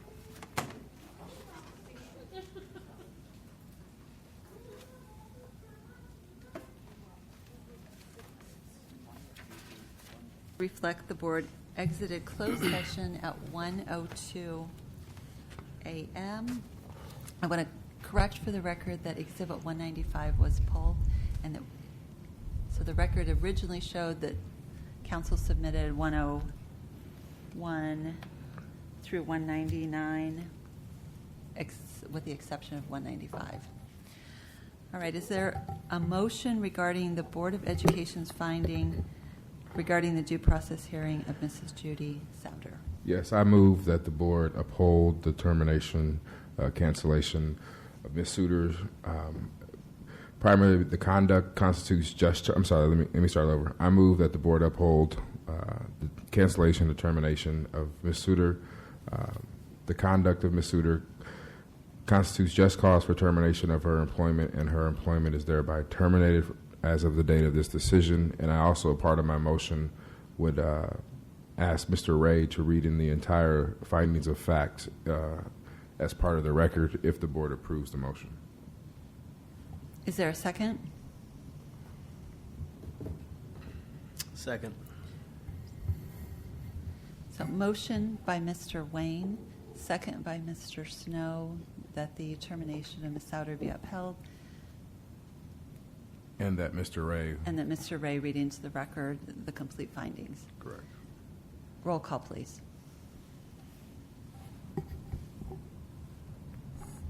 Vargas, Aye. Wayne, Aye. Fay, Goding, Aye. America, Aye. Snow. Aye. 5-0. Motion carries. At this time, Mr. Ray, would you please read the findings? Just 1 second.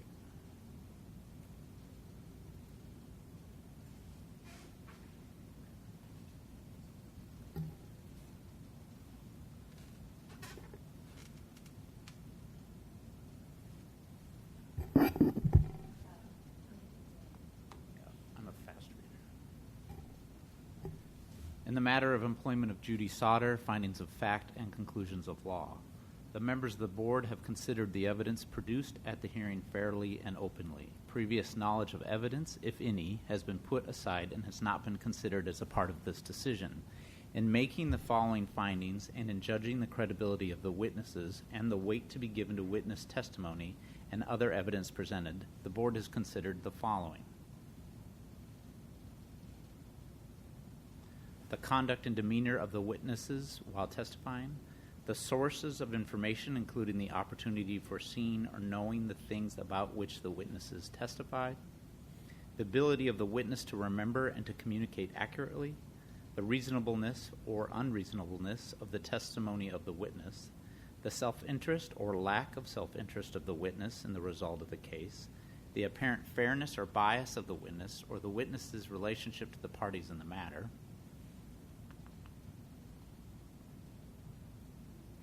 any previous statement or conduct of the witness that is consistent,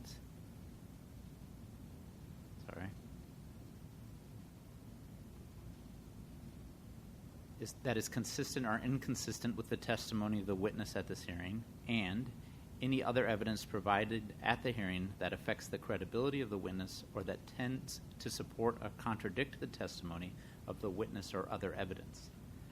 The board has not considered or given any weight to any evidence that does not have a rational connection to Ms. Sauter's employment with the school district. Based solely on the evidence adduced at the hearing in the form of testimony and documents, the Douglas County School District 0001 Board of Education finds as follows. Mrs. Sauter is a certified counselor who was employed by the Omaha Public Schools for the 2015-16 school year. By certified letter dated June 10, 2016, Charles Wakefield, Chief Human Resource Officer, notified Ms. Sauter of the proposed termination of her employment contract. All statutory notice requirements have been met. By letter dated April 4, 2016, Ms. Sauter requested a hearing regarding the proposed termination of her employment. By letter dated and delivered on August 26, 2016, Ms. Sauter was given written notice of the time, date, and place of the hearing, the reasons for the proposed termination, the names of the witnesses who would testify, and the documents that the administration proposed to offer into evidence.